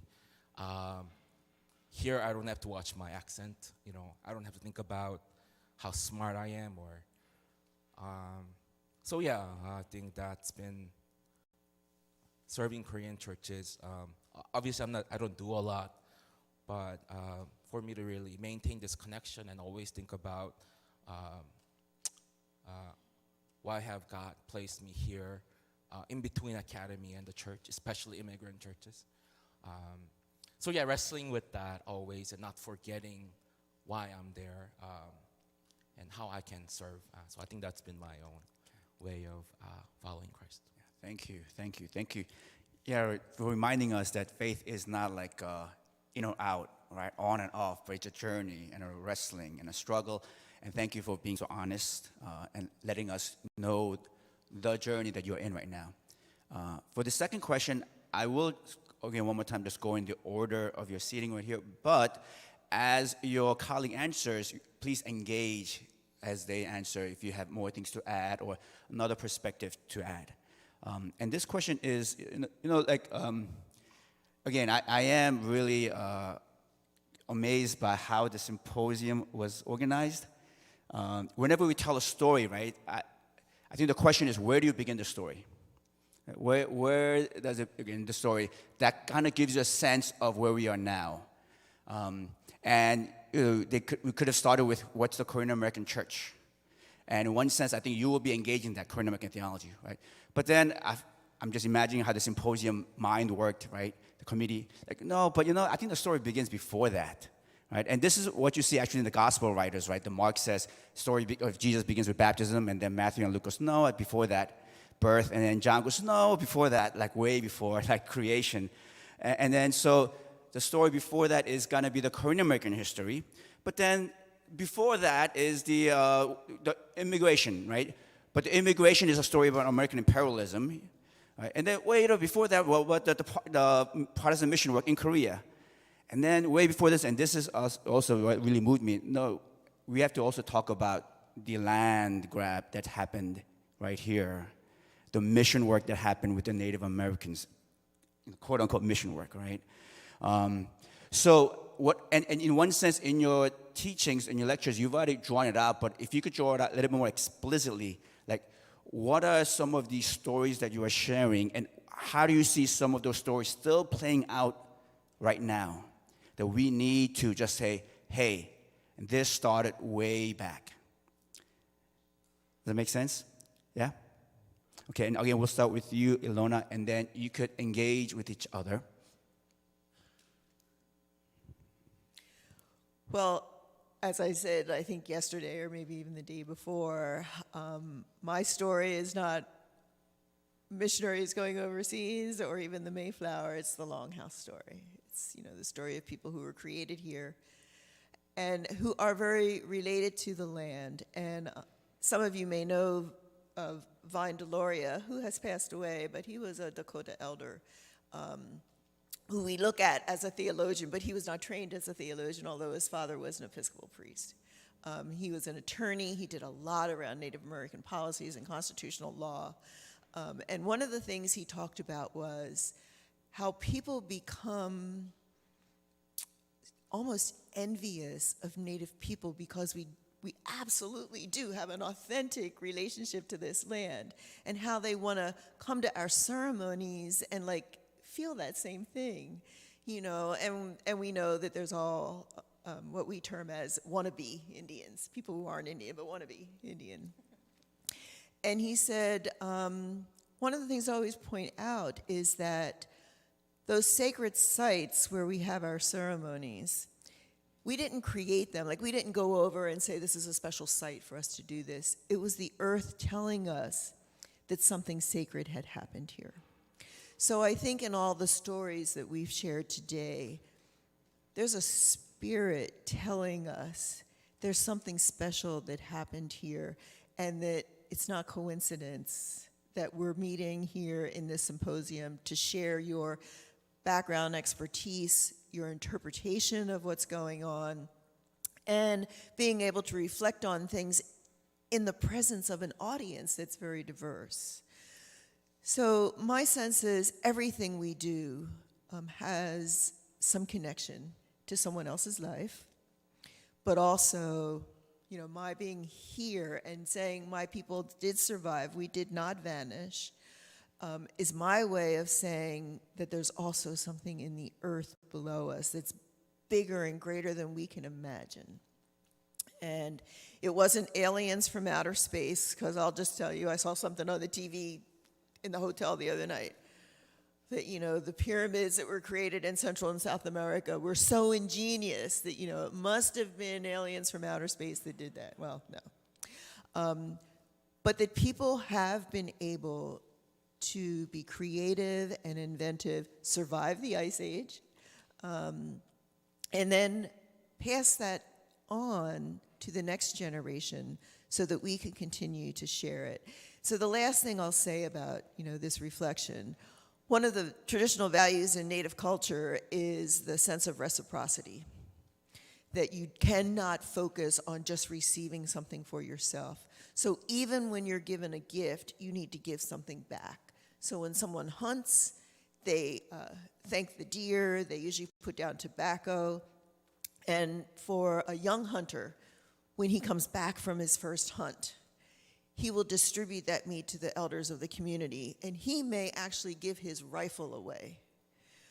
His rifle was probably given to him as a gift, but he will find someone else to give the rifle away, to say thank you. There's a sense of reciprocity. I'm feeling so much that, you know, my schedule and my life and my connections to, you know, your pastor made it possible for me to be here.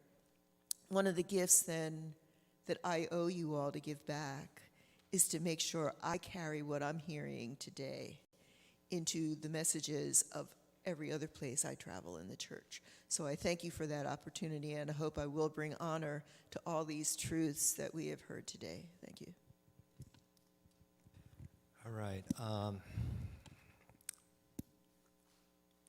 I don't want to take up the entire time talking,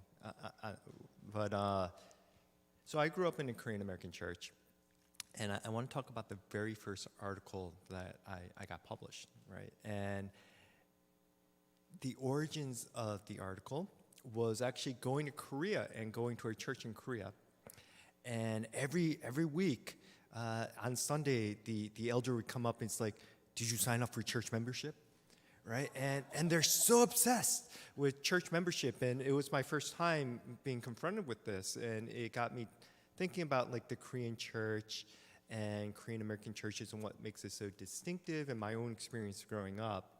And so to answer your question, what, like the origins, right? Where to start? Well, there is this issue of missionary power that I think is very critical involved here, but it's subtle. So when the missionaries first go to Korea, one of the very first things that they say, like Underwood, is like, wow, look at all these people they want to convert. And you would think that this is a good thing, right? But they go, wait, why do they want to convert? And there's this assumption that at least some of these people who want to convert want to do so because they want things, right? They want power. They want access to power or the benefits that conversion, right, may give them. And this is, in and of itself, sort of discriminatory.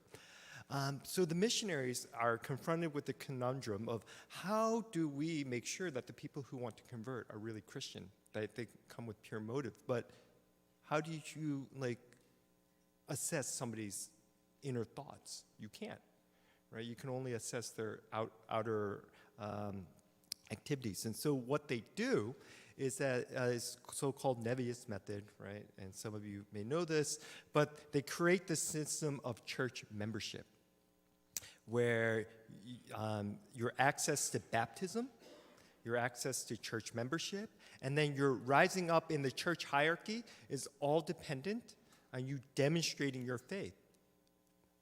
Memorizing Bible verses, right?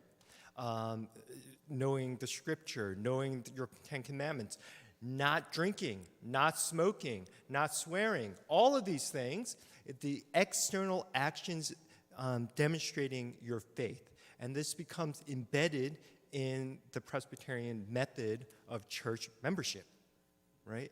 And so I see that, and when I came to realize this when I was in Korea, I'm like, whoa, that totally sounds like my childhood, right? I can see that in like Korean American churches, right? Put all this emphasis on these external demonstration of your faith as if that is a direct relationship. And so I think that's also, if I was to go back, like where some of the practices that you have in the United States in these Korean American churches, I would go there. where that these missionaries are so concerned about, like, how can we determine that these people are really Christian, that those practices still carry on to the present day. And so it's a very subtle sort of expression of power by the missionaries on Korean churches.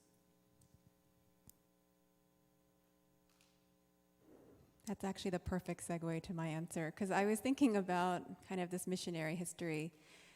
So kind of big picture, you know, when historians, particularly historians who study marginalized communities like Asian Americans, like Korean Americans, when we do history, we're always looking for the agency of marginalized peoples. So it's always about, so even if it's a history about US empire, it's like how within US empire do colonized peoples actually make their own stuff? And like, you know, so exactly what Paul was sharing. And so it's kind of a question of like structures, like the structures of power, but like individuals within these structures of power. How are you still like human? You know what I mean? Like how are you still doing things even though maybe the context you live in, and in fact, US society that you live in doesn't value you, and maybe you're not, like you're disempowered in varying ways to different degrees at different times. So like that's literally like what historians who study like ethnic studies, marginalized, that's all we do actually. It's like, so my current book, of course, I center Asian Americans as much as like I talk about Campus Crusade for Christ, InterVarsity, the PCA, PCUSA, like as much as I study institutions, white institutions, like I'm always looking to see like where Asian Americans are, and I always try to center them in their voices and what they're doing, how they're making sense of things. Like this is actually what historians do, right? Because so much of the historical narratives flatten and erase us, actually. So the argument, it's like a narrative. It's like, you know, like the thesis of my book is like Asian Americans have transformed US evangelical institution and politics, even though you might not know it. So the whole book is about like how. The thing is, like, I think in fact it's actually easier to see it now. And so thinking about these like missionaries in Korea, particularly these Presbyterian missionaries, one of my chapters looks particularly at Presbyterians. And I know, like, I did not grow up Presbyterian, but I was surrounded by Presbyterian churches in Fort Lee, New Jersey, and other places. But it wasn't until I got to college when I realized just how pervasive and how important these Presbyterian missionaries were. But they were important historically, but they're also really important to Korean American Christian history in very obvious and clear ways. So my chapter on denominations looks at the PCA. The PCA created in 1973. I also look at the PCA and its kind of split. And I look at UPC-USA, PCUS, and their merger in the PCUSA. So of course, these histories are all entangled. There's no way you can actually talk about them separately. But one of the things I look a lot at is how Korean language presbyteries became a thing, like how they became approved in the PCA and then also in the PCUSA. And in the PCA case, it's like people like Dwight Linton, who was a former missionary to Korea. I read his dissertation about, is it about church growth? It's about many things. But like, I look at how these former US missionaries to Korea are actually instrumental in creating like a place for Koreans in Presbyterian denominations in the United States. And there's a different history for PCUSA, 70s, 1980s. But if you actually look at why this history matters in particular, like it's interesting to me, obviously, that's interesting. But like today, you know, Korean language presbyteries make up 10% of the PCA. And if you look at historically white evangelical institutions right now, and all the second generation Korean Americans who have risen up the ranks to leadership, most of them come through the PCA. Walter Kim, second generation Korean American, Harvard PhD, president of the National Association of Evangelicals. That's like something that's like I don't know how many of you even know that organization, but like for white evangelicals, that's like the spokes organization. It's like people like talk about, like historians like are obsessed with the NAE. And the fact that it's a second generation Korean American named Walter Kim, who becomes president in 2020, like he is now empowered to speak about race. Like he's the one who actually, he's like in every webinar. I don't know how many of you actually have seen him speak. He's like in every webinar about everything, race in the church, immigration in the church, everything in the church. He's like the spokesperson. He's a second generation Korean American. Julius Kim of the Gospel Coalition, Joel Kim of Westminster Seminary, California, Lloyd Kim, Mission to the World, a PCA agency, Lausanne movement, right? It's a Korean American who's at the head of that organization. These are some of the most storied white evangelical organizations, and they now have these Korean American men, largely coming up through the PCA, who are now the heads of these organizations. On the one hand, as a scholar, you're like, oh, tokenism. Yes, there is that aspect of tokenization. But again, if you're a historian who studies marginalized communities, your job is to think about how, even if people come to positions of power through tokenization and tokenism, like they're just supposed to be like a non-white figurehead, within those positions, people are often able to make changes that the people who put them in power didn't intend for them to make. That's the whole story of every white evangelical organization. It's a story of Fuller. It's a story of like so many different things. Fuller, it's the whole Korean demon conversation and how it brings in millions of dollars in the 1990s. So that's a financial story as well. But like these, oh, and who else? Alex Jun, the first moderator of the PCA. The first non-white moderator is a Korean American professor at Azusa Pacific University. He writes a book called White Jesus, which is about critical race theory in the church. But they put him in power. He becomes a moderator in 2017, 2018 by people who don't even know his research. Once he's in office, people are like, this guy studies race in ways I don't approve of. But he's only there for a year, so it's okay. And the following year, right, the PCA has their first black moderator, Erwin Ince, right, 2018. So he sets the stage in some ways for this kind of, again, right, and I've interviewed Alex Jun, like he's very thoughtful about kind of his positioning and the ways that he was still able to try to use his position to make changes, even though that wasn't the intention. So it's going beyond tokenization, right? These are things that we all talk about, especially as people of color in leadership. But the Presbyterian history, like the history of these missions, the pervasiveness of Presbyterianism in Korea, the fact that it actually directly connects now to this emergence of a whole generation of second-generation Korean American men in these positions of power, like that is something I did not expect going into this project. But it's something that I find utterly fascinating, but that, like my book is not about assessing how effective they are. Like I'm a historian, so I care more about how they got there. Like that's the history and the story that I'm telling. But it is really interesting to think about, and especially just as Korean Americans, Asian Americans, in these white institutions and organizations. It's like, it kind of reminds us about all the balancing acts and all the different kinds of decisions we have to make. And again, it's easy to be like, oh, just don't be complicit, or you don't want to be complicit in white supremacy, but like, what does that actually look like in practice? And again, this is a much easier conversation for lay people, because we're just like, we don't know. But like pastors, church leaders, but even lay people, it's like, to what extent, like how can we dignify our communities in these spaces in ways, again, that are still true to these very complicated histories. And I think it really begins with knowing these histories and learning these histories and understanding these histories, but then what do we do next? That's something I actually don't know sometimes, but it's something I think about a lot, and so this is one of the legacies I think I carry into my work.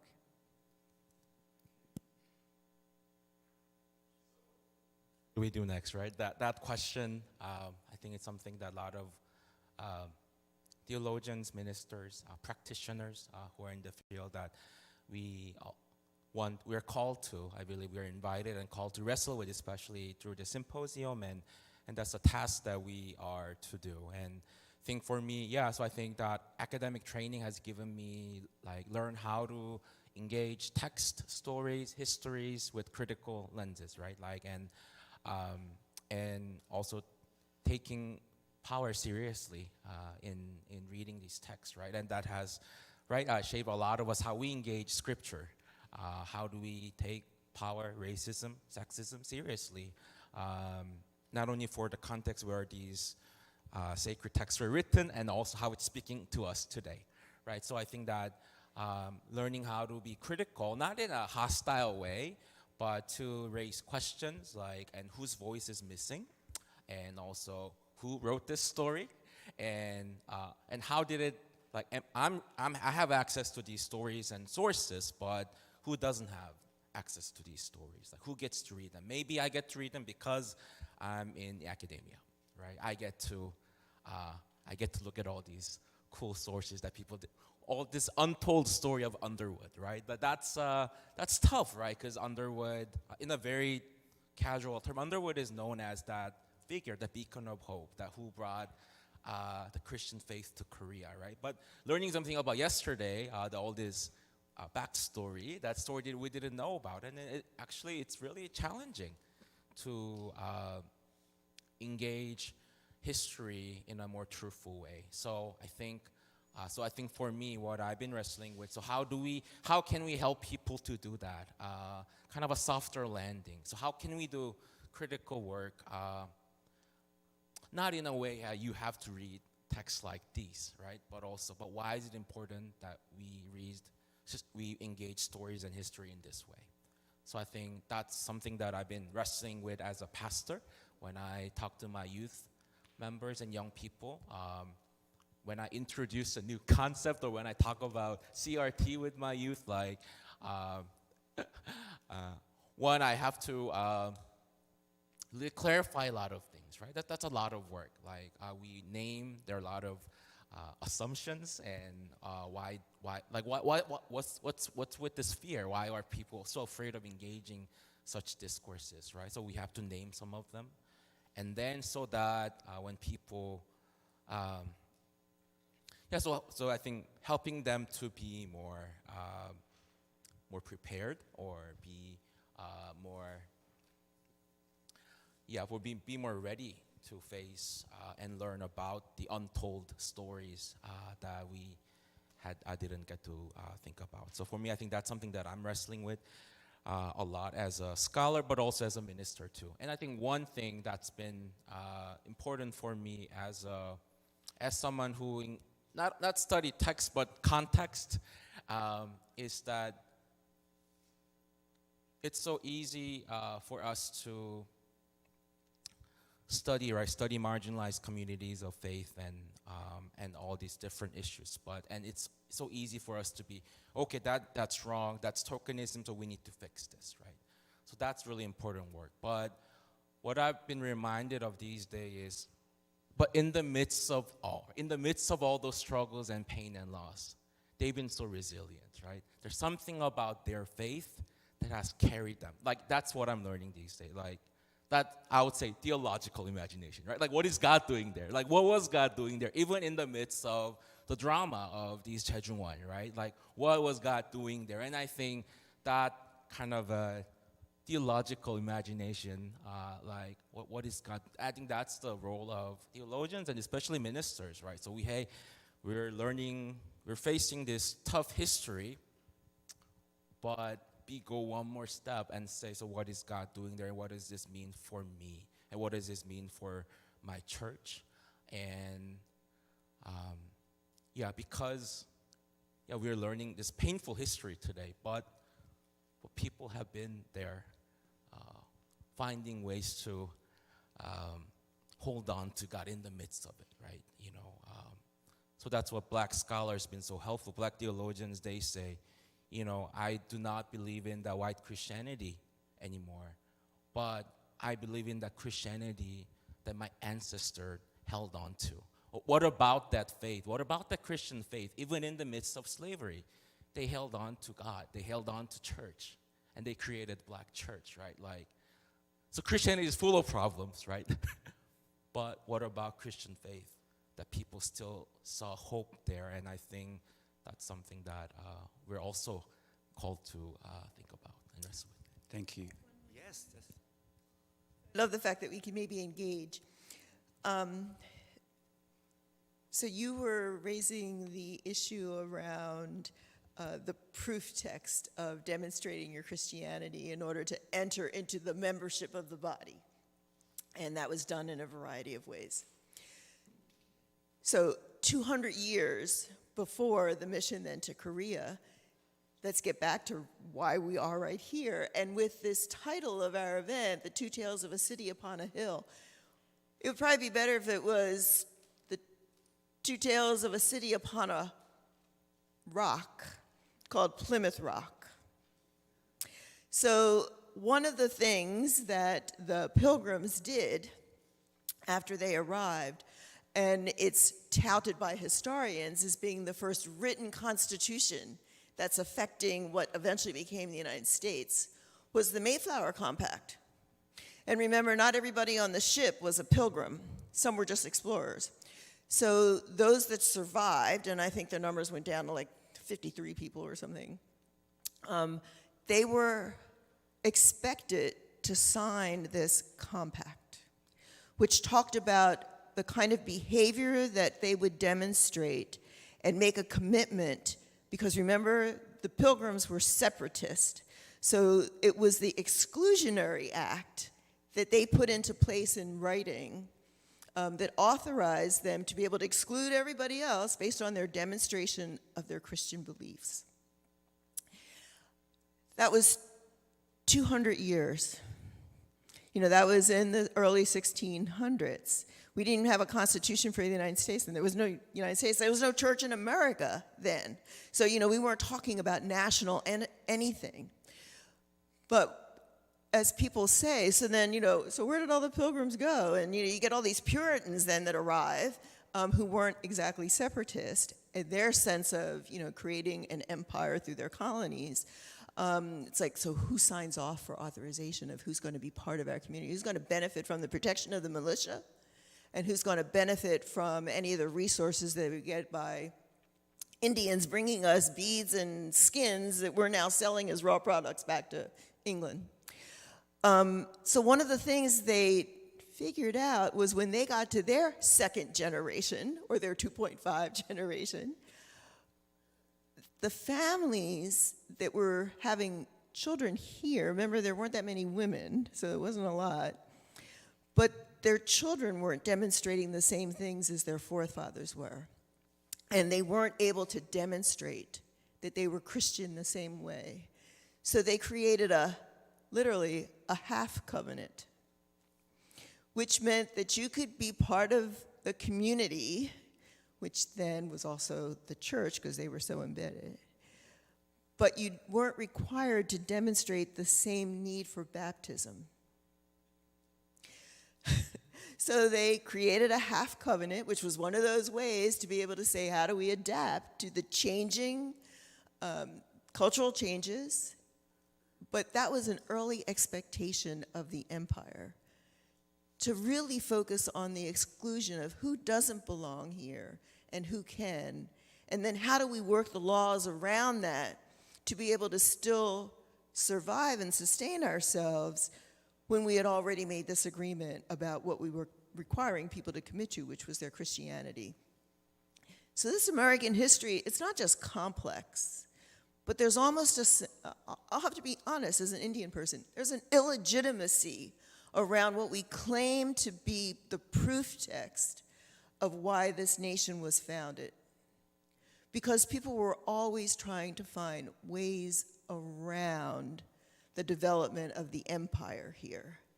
You know, the self-benefit of land, commerce, resources always had a greater priority than issues of morals and ethics and well-being of individuals.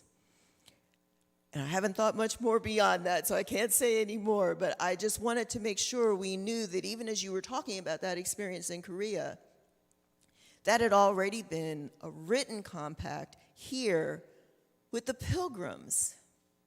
It's a challenge always when we get back into American history. So it's not a hill. We're talking about Plymouth Rock that's probably not as big as that speaker over there. And that's what a lot of people think America was founded on. So. All right, I'm going to take this one step further, right? Okay, so to get a little bit into the book, right, on balancing communities, the reason why is balancing communities, the two communities, is one of the things I wanted to do was to look beyond the nation. So it's not just America, Korea, right? But through conversion, part of this ideal is that they were gaining membership in this universal, transnational heavenly kingdom. And so this is where sort of the rub is, right? Where the missionaries, the American missionaries are justifying their presence in Korea and their relationship with these Koreans, saying we're all equal because we all belong to this right? But who holds the keys to the kingdoms? It's the missionaries, at least for the Presbyterians up to 1907. Because in order to gain admission to this transnational, universal, heavenly kingdom, you need one key thing, and that's baptism. And the only people who have baptism, who can administer that right up to 1907, are missionaries. Because there's no theological seminary, there's no ordained Korean pastors yet until 1907. And as soon as 1907 happens, a couple of years later, so 1907, for those of you who might not know, is the Pyongyang Great Revival, which is supposed to be this wonderful expression of, this revival spirit, true spirituality of Koreans. And American missionaries look at that and it's like, yeah, they're finally truly Christian, right? Because they've had this truly, this wonderful expression, and we're one and the same. Our walls of race have broken down.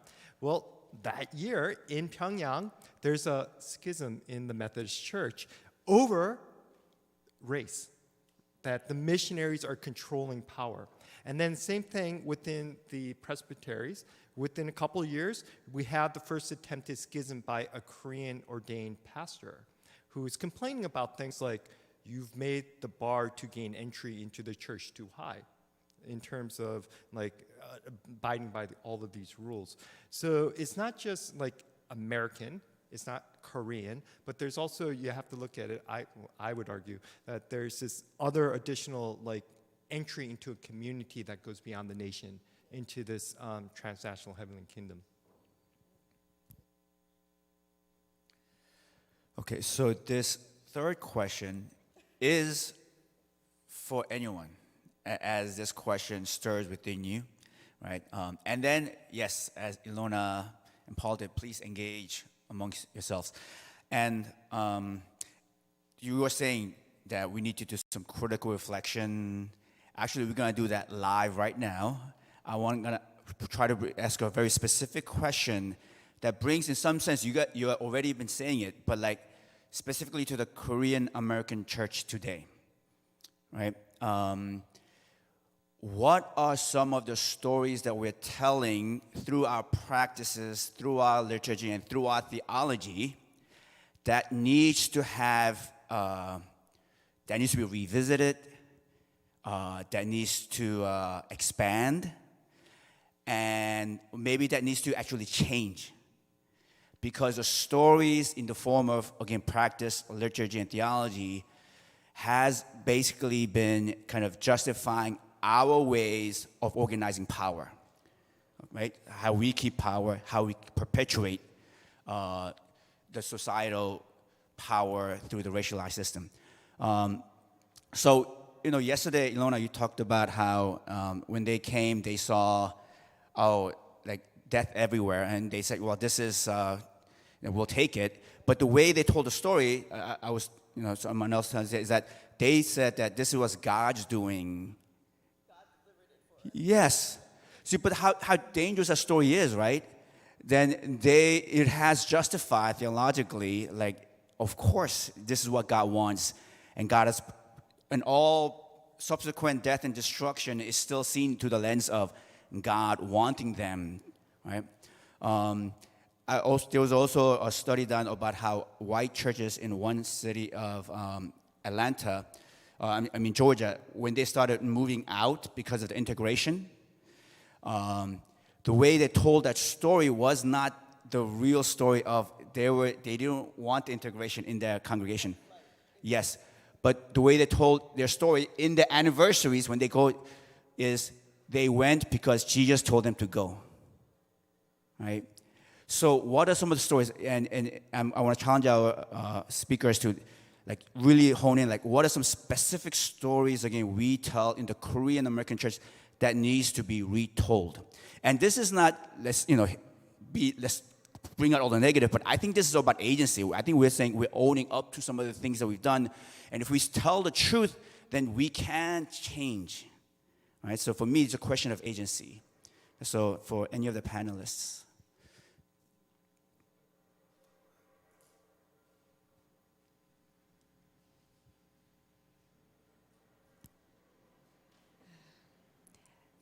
So, well, first I'll say, I'm writing a book about evangelicalism. I once heard someone say, or I've heard several people say to me, all Koreans are really evangelical at heart, or something about, there's something, I don't know how they define evangelical, but like I think historically the work of Helen Jun Kim is actually really important to all Korean Christians because there is so much US evangelical influence. Like first, I think a lot about mainline evangelical divides now because I think about like who's going to be in my book, who's not going to be in my book. And the reality is it's actually quite artificial sometimes. The way I get around it is I focus on evangelical institutions and organizations and the people in them. But, so I think first, like, mainline evangelical, and I think David Chow writes about this, kind of how those categories, they don't necessarily look as neat, like those divides are not as neat in practice in terms of who we're influenced by, what music we listen to, what speakers we listen to, what books we read. So for example, as mainline Christians, to look at evangelicals and say, oh, those crazy people, right? I think there's something a little misguided about that because it underplays or downplays how much influence evangelicalism has on all of American Christianity. I think particularly the church growth movement in the 60s, 70s, 80s, 90s, and how even though Fuller is an evangelical seminary, Donald McGavran, C. Robert Wagner, these are all evangelical figures, like those ideas were taken up by mainline churches, like mainline churches loved church growth as well. And so in thinking about how US Protestant Christianity as a whole has been influenced by this history, I think it's important not to separate yourselves out and to say, this is these people. I belong to these people. These are these people deconstructing, right? Like I think especially Koreans, because there's just so much entanglement, and even the history of the Presbyterian Church and this PCUSA divide, which has been so sensitive. When I interview PCA people, they never want to talk about the PCUSA. I don't know if I don't know if that's true in reverse. I don't know if some people even know what I'm talking about, but I think if you're in the PCUSA, like I'm sure that's like a sore spot. And so these dynamics are really interesting. But like that's one thing I've been thinking about, the mainline evangelical divide and how artificial it is, and how, again, as David writes about how in many ways it's a white category that's imposed onto communities of color in ways that aren't really so clear-cut. Another thing I think a lot about is, I don't know, I think a lot about a lot of things.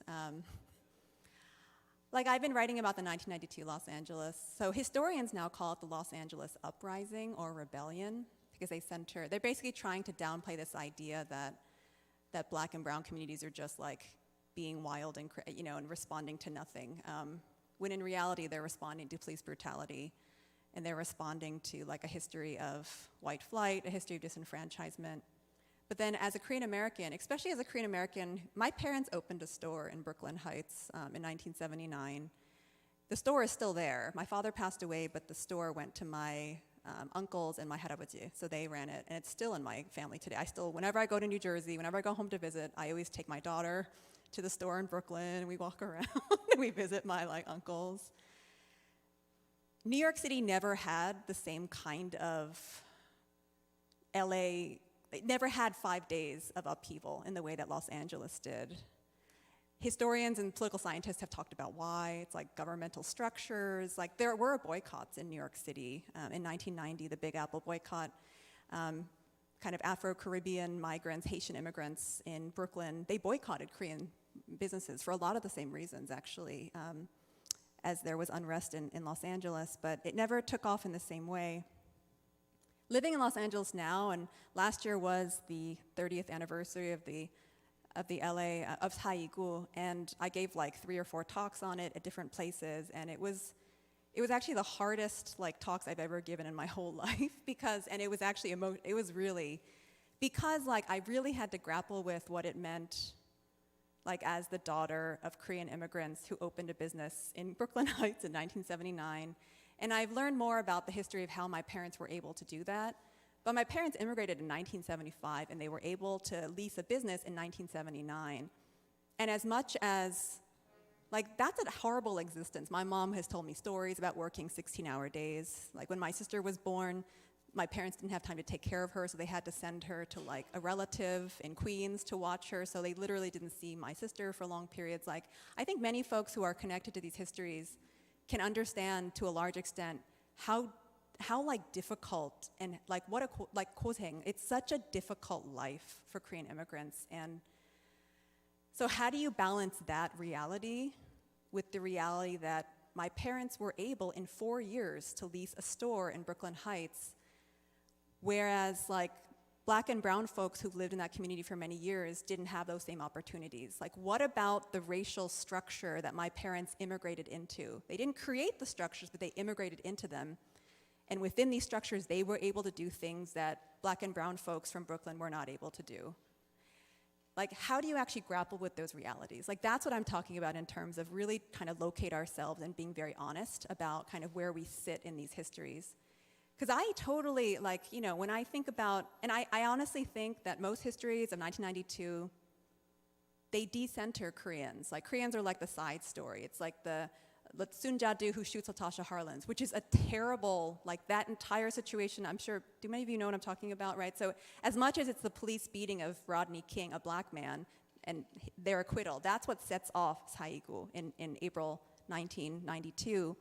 But in LA media and in a lot of national media, but particularly LA-based media, the video of Rodney King being beaten was shown alongside the video of Sun Ja-do, a Korean immigrant storekeeper, shooting 14-year-old Latasha Harlins, a Black girl, in the head, like or in the back. So those videos were shown in a loop over and over and over, right? Because this was the whole thing about Latasha Harlins. Sun Ja-do thought that Latasha Harlins was stealing a carton of orange juice, which cost $1.79. In fact, videos show that she wasn't, but Sun Ja-do had like a history of being robbed, right? So there had been so much like, so I think it's really difficult for any scholar to try to like tell a story that satisfies everyone. If I emphasize the Korean part of the story, sometimes like historians who study Black history don't necessarily like that. If I tell a story that centers Black communities only, then obviously Asian American historians sometimes don't like that. So it's a very difficult thing to do as a scholar. But as a person who's also the daughter of 2 Korean immigrants who opened a store, and at least for like a few years, like were able to buy a house in Closter, New Jersey because they had that store, like it's so difficult. But I think these are the real things that as Christians, as believers, like we're called to wrestle with these realities. But that's the biggest thing that I really just am trying to push for. It's like Asian Americans, like Christians, do not know where we fit. And like I saw that like firsthand. Like the reason I'm writing this book, like my first book was kind of about religion. I talked about missionaries, because a lot of them were like immigration advocates. I talked about religion. But like, I didn't expect to write this book. I'm not gonna write this book. But like, I decided to write this book because I would give talks about like religion and politics. I would give talks about Jerry Falwell and the moral majority and the rise of the Christian right and how like Christians became a big part of the Republican Party. I would tell these stories, these histories that I just teach every year in the US History Survey. And like people Asian American Christians had no idea what I was talking about. These are like young, second generation people, Chinese, Japanese, Korean, like, you know, South Asian. They literally had not heard these stories. They had not heard these histories. And so without understanding like these histories, like how do you understand where you fit in them? And honestly, very few people understand the racialization of Asian Americans. Like very few people understand that racialization, including most Asian Americans themselves. But the reality is if you don't understand like where you fit racially, you're just gonna default to whiteness. And that's what I do not want for Asian American Christians, because we are not white. And I say that in terms of power structures. We are not white, and I don't want us to be surrogates of whiteness. Like we are beyond this, right? So like how do we then, knowing our place, knowing where we fit, that is what can equip us, I think, to become, honestly, like better testimonies to what God can do in the church, and honestly just more responsible, I think, citizens as well. So I think this is kind of where I'm coming from, but it is really hard. Like I literally, it is so hard. So I totally understand how hard it is. But like this is what I really would call the church to. Thank you. And tonight I'll talk a little bit about storytelling. So hopefully we'll think together and imagine how we tell these stories. But I think, but actually narrative theory says that the news stories, it always has to begin with the past. Like, we don't create stories out of nothing, but it only your ability to recall the past. And that's where your ingredients of stories, like whether it's new stories or revised stories or counter stories to resist majoritarian stories, CRT language. So it really starts with reflecting on the past and learning the past. So that's what we are doing today, because without knowing these, there's no future stories to imagine. Right? Storytelling, it's imagination. It's not data and just facts. It's a plotted narrative arc. We have to imagine to come. Like, imagine something to come, and that's what gives a sense of hope. That's narrative theology, right? We imagine together with God, and what are the new hopeful stories to think about and imagine for the immigrant churches. But it always begins with the past. Like, we have to, our ability to recall the past and also reflect on them. Like, what does that mean to us right now? So I think the first step is to learn the history. But what we heard yesterday and today, just thinking about our youth and young people, they're not gonna learn this in public school. Yeah. I came to the States at the age of 10, so that's where my Korean education stopped, and then middle school, so I didn't learn Korean history, stopped there. And then in my middle school, high school, it's different now. That's back in the days. But I didn't learn Asian American history, nor Black history. It was a very white American history, right? So it was until I went to college, I ended up becoming East Asian Studies major and learned about Korean history. And then, not until graduate school that I really learned about Jane, your book, and there are these Asian American studies. I did not know about that. How tragic that is, right? So, for me, and it's gonna take many years to change the system, educational system in America. And I always think about what can we do about it, right? So I really think, I argue, I hope to challenge you that I think it has to be the church that teaches this history. Like 한글학교. Like 한글학교, we teach our children to learn about Korean history. I think that's amazing. But we also need to teach them about Korean American history too. The history of immigrant churches. I think I'm very convicted about that. I think 한글학교, it's a beautiful thing. It's political. There's a lot of drama there. But according to the data, 75 of 한글학교 in diaspora are located in churches. It's the churches that run 한글학교. Why do we do that? To pass down the stories and also the intergenerational ties, right? 역사를 가르치려고 한글학교 하는 거잖아요. 근데 75% of 한글학교 all over the world, outside Korea, more than 75 located in churches. So I really believe that churches, whether you have 한글학교 or not, right? I hope that church always has been that supplementary educational site, right? That's what sociologists say. Immigrant churches, right? Immigrant churches are more than churches, right? It's a place for social services. It's a place for social activism. It's a place for looking for jobs and eating Korean food. It's been so much more than the church, right? So if that's the strength that we have done without naming it as our strength, then I really think that, especially learning history, which is the first thing that we learn where we came from, and I really hope that if school's not gonna teach our children, and I think it has to be pastors, we have to go back to our own context. And I also recognize a lot of the cases are from West Coast and East Coast. Rightly so, right? That's the history. But I know there are people from South, Colorado, and all contexts are different. And for me, so I've been wrestling with what does it mean to be Asian American, Korean American in the South. And that's a new that's my second book, actually. So what does that mean? So that contextualization, I think it's all up to us. So we learn this history. Where do we go from here? Thank you. And I think we want to give opportunity for our participants out here to ask the questions. Although I have a lot, we'll have our conversations maybe during lunch and all. So if you can come up to the mic and ask your question, and if it's directed to a specific individual, then you could just address that person. If it's the panel, then just let us know that too. Okay, so would anyone like, just come up to the mic with your questions.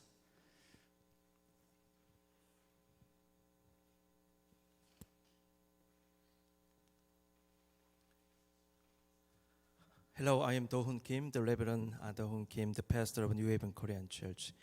I thank you so much for your wonderful lectures and discussions. I really appreciate enjoying it very much at the moment.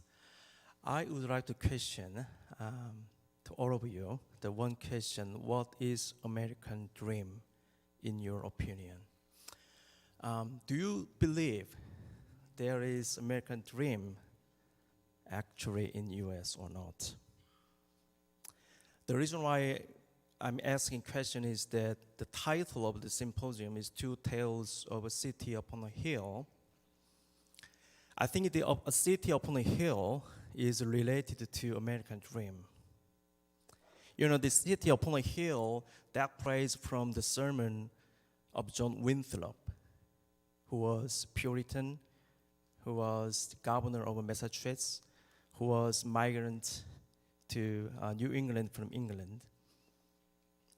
You know, when he actually preached the sermon, A Model of Christian Charity, that is the title of the sermon that contains the city upon a hill, I believe that he had kind of dream. That dream might be American dream. So if there was a city upon a hill, a kind of dream 400 years ago, now we say American dream.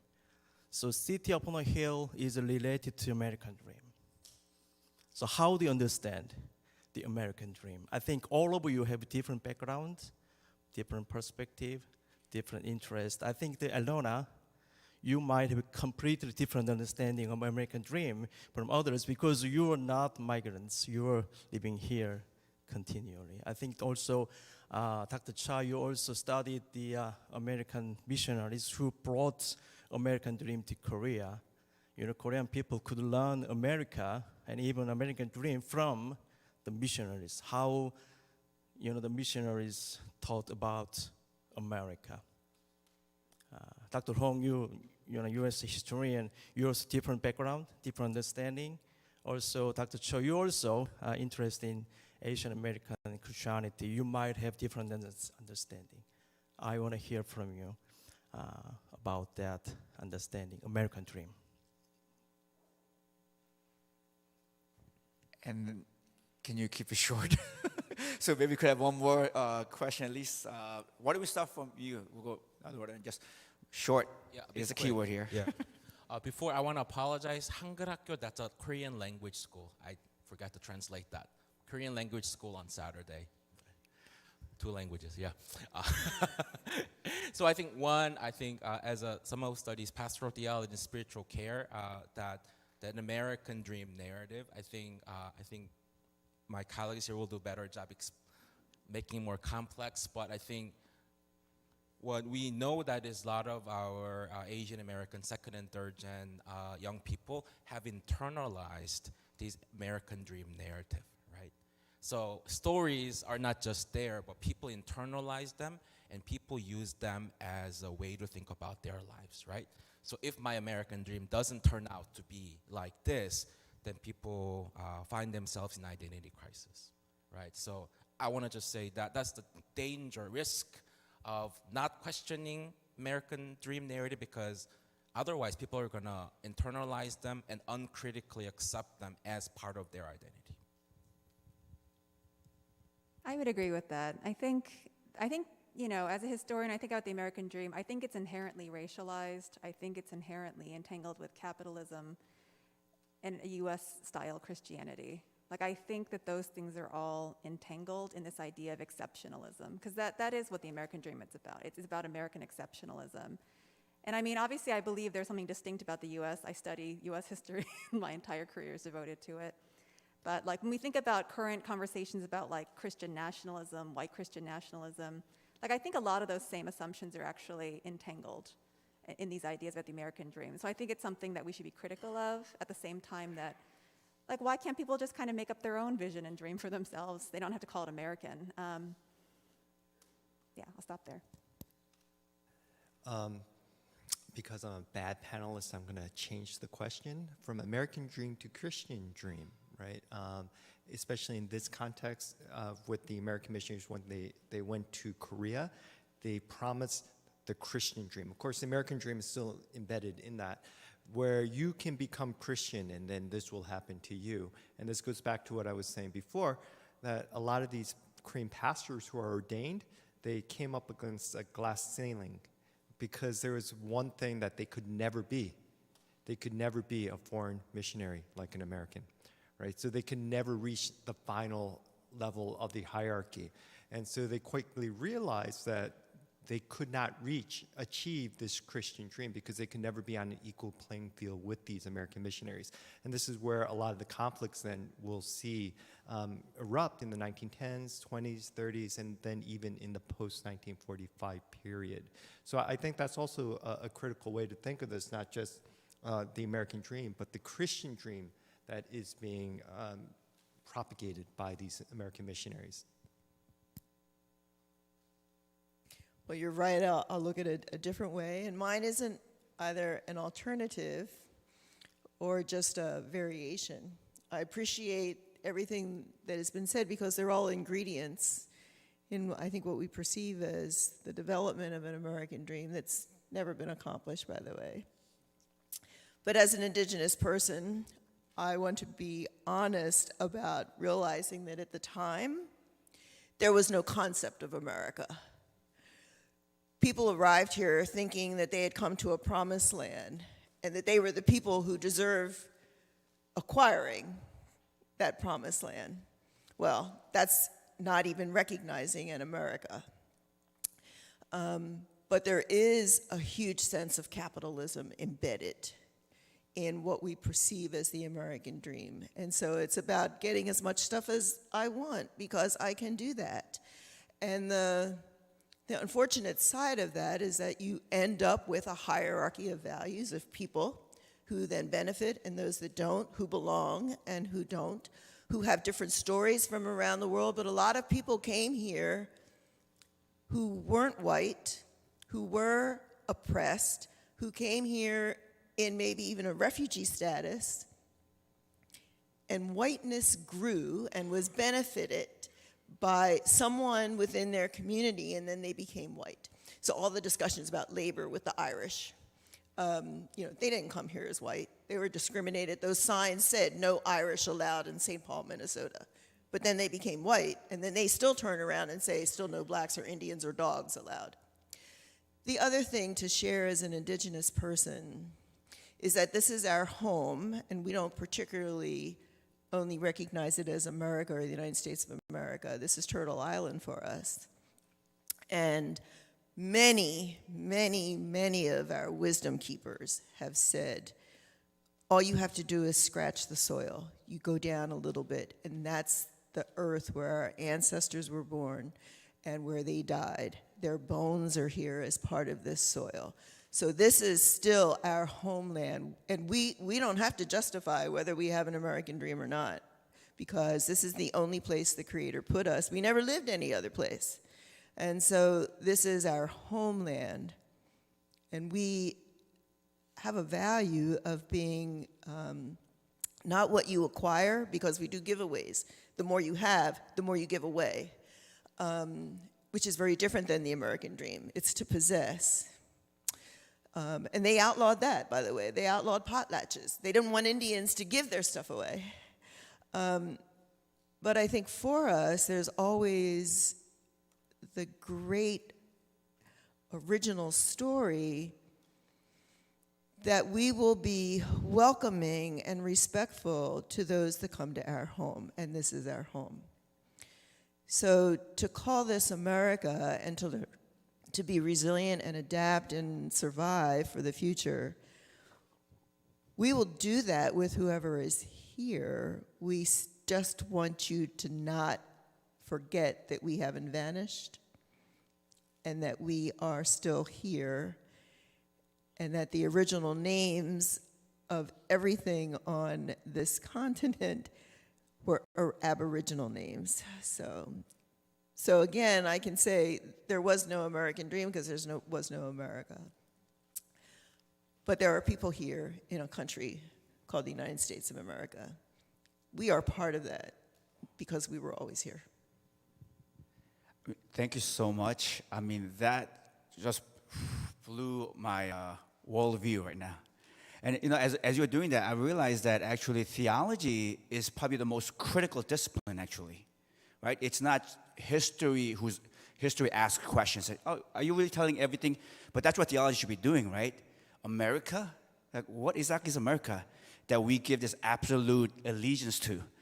And yeah, so thank you so much. I mean, this was a.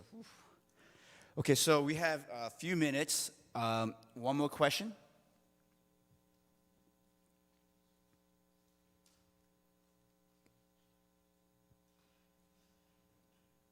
I think we need you to come to the mic. So yeah, people online can also hear too. Yeah.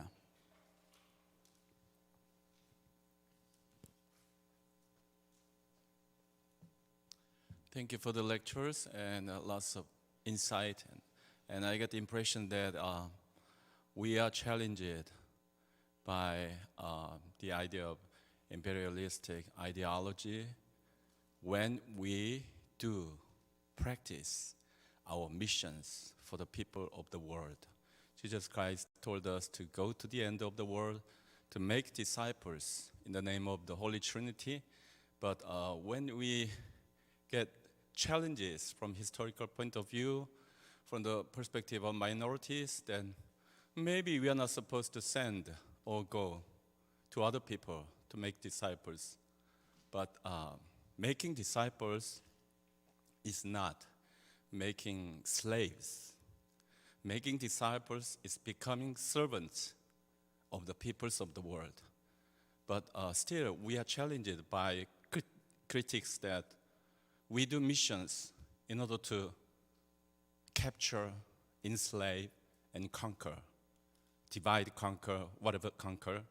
But I want to ask you to give us more insight how to separate racial capitalism or imperialistic division or whatever strategy, how to separate that from our missions, our weekly sermons, evangelism.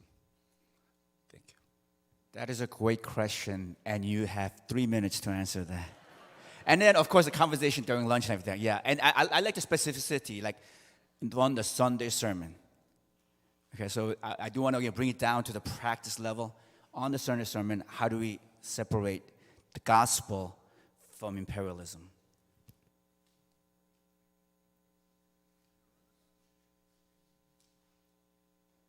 I think what you just did today on behalf of all of us, I think that's the right posture that we want to practice and value, it begins with acknowledging that the mission and imperialistic motives been always together and entangled, and there are many accessible cases where we can study them. So I think even planning a mission trip or planning these even going to site visits, that when we do these ministerial practices, I think having those pre-conversation about these, and so that I'm thinking youth always, and so that they can be aware of these, right? And it's a lifelong work.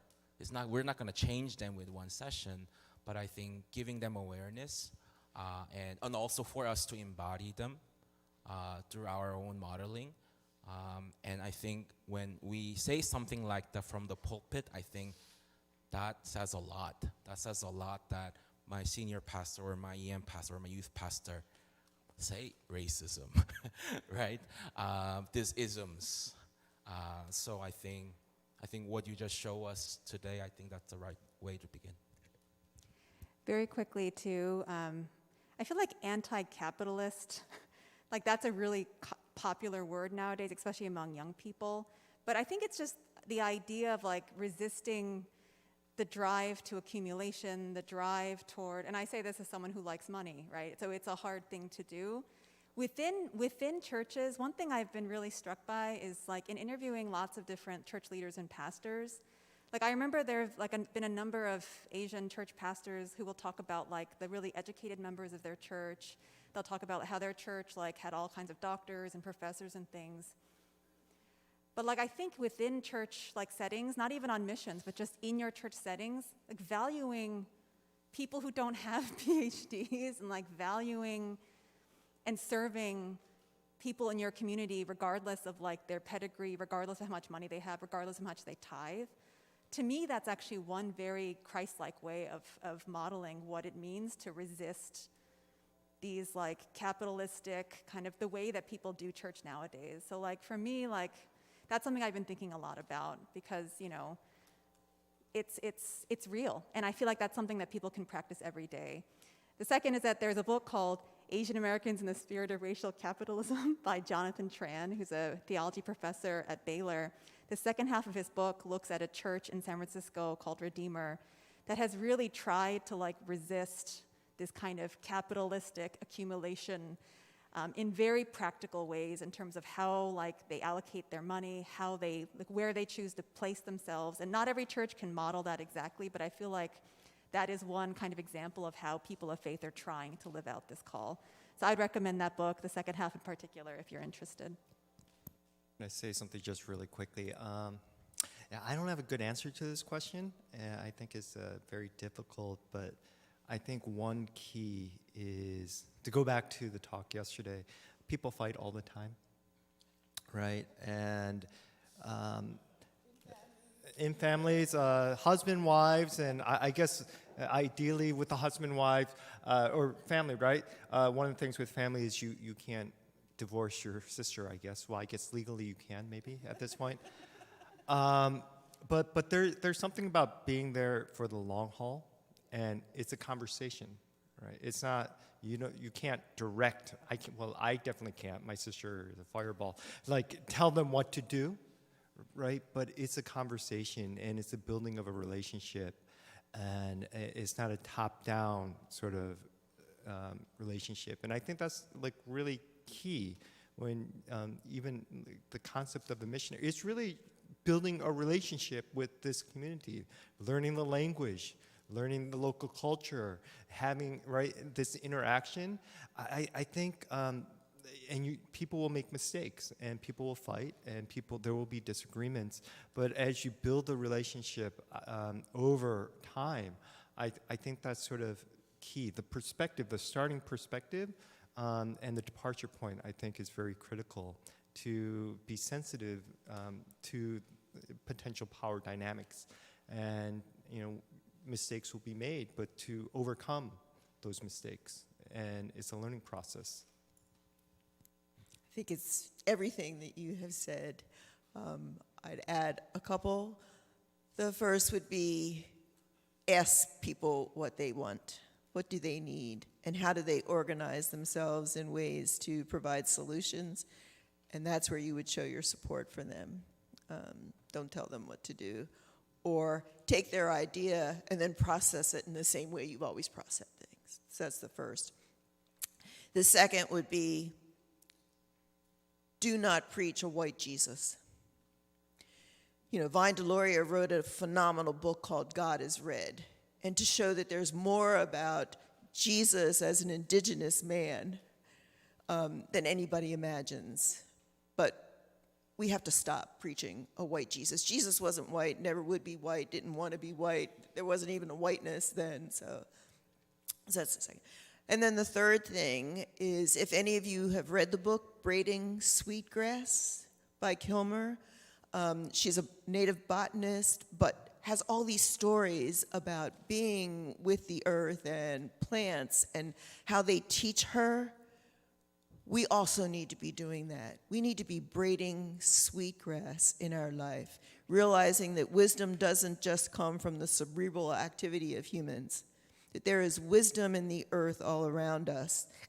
And if we're really going to provide well-being and great love to other people around the world, we need to look at the earth around them and say there is good medicine in these places. Let me help. make sure that that medicine is available to you, just like she talks about in braiding sweetgrass. So those would be three things. Well, first of all, just thank you, panelists. Thank you for being here. Your stories, your knowledge. There's my AirPod. Okay. And I'm sure I'm speaking in your behalf, and I think it reflects your heart that you are willing to engage conversations, right? But I also think there are a lot of amazing practitioners here who might know some of these questions better than any of us. So please engage amongst each other. And lastly, I would like to close us in prayer. And I'm going to do the meal prayer because I think when you go get the meal, the last thing you want to do is stop to pray again, all right? So I'm just going to pray us out and pray for the meal.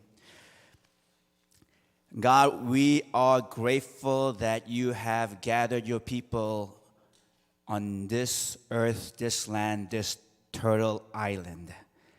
Help us to listen to each other's stories. Help us to listen to the stories of all things, all beings, this earth, the trees, and the animals too, Lord. And we're grateful for the lunch, for we know that as we go there, it is because of this amazing interconnections, all these people and all these things that have come to sacrifice and serve, that we have a meal before us today. So we thank you for that grace. And may we practice reciprocity, grace and gratitude. May we respond with the same type of grace that we will be receiving through the meal. May we give that grace to others this day. In Jesus' name we pray. Amen.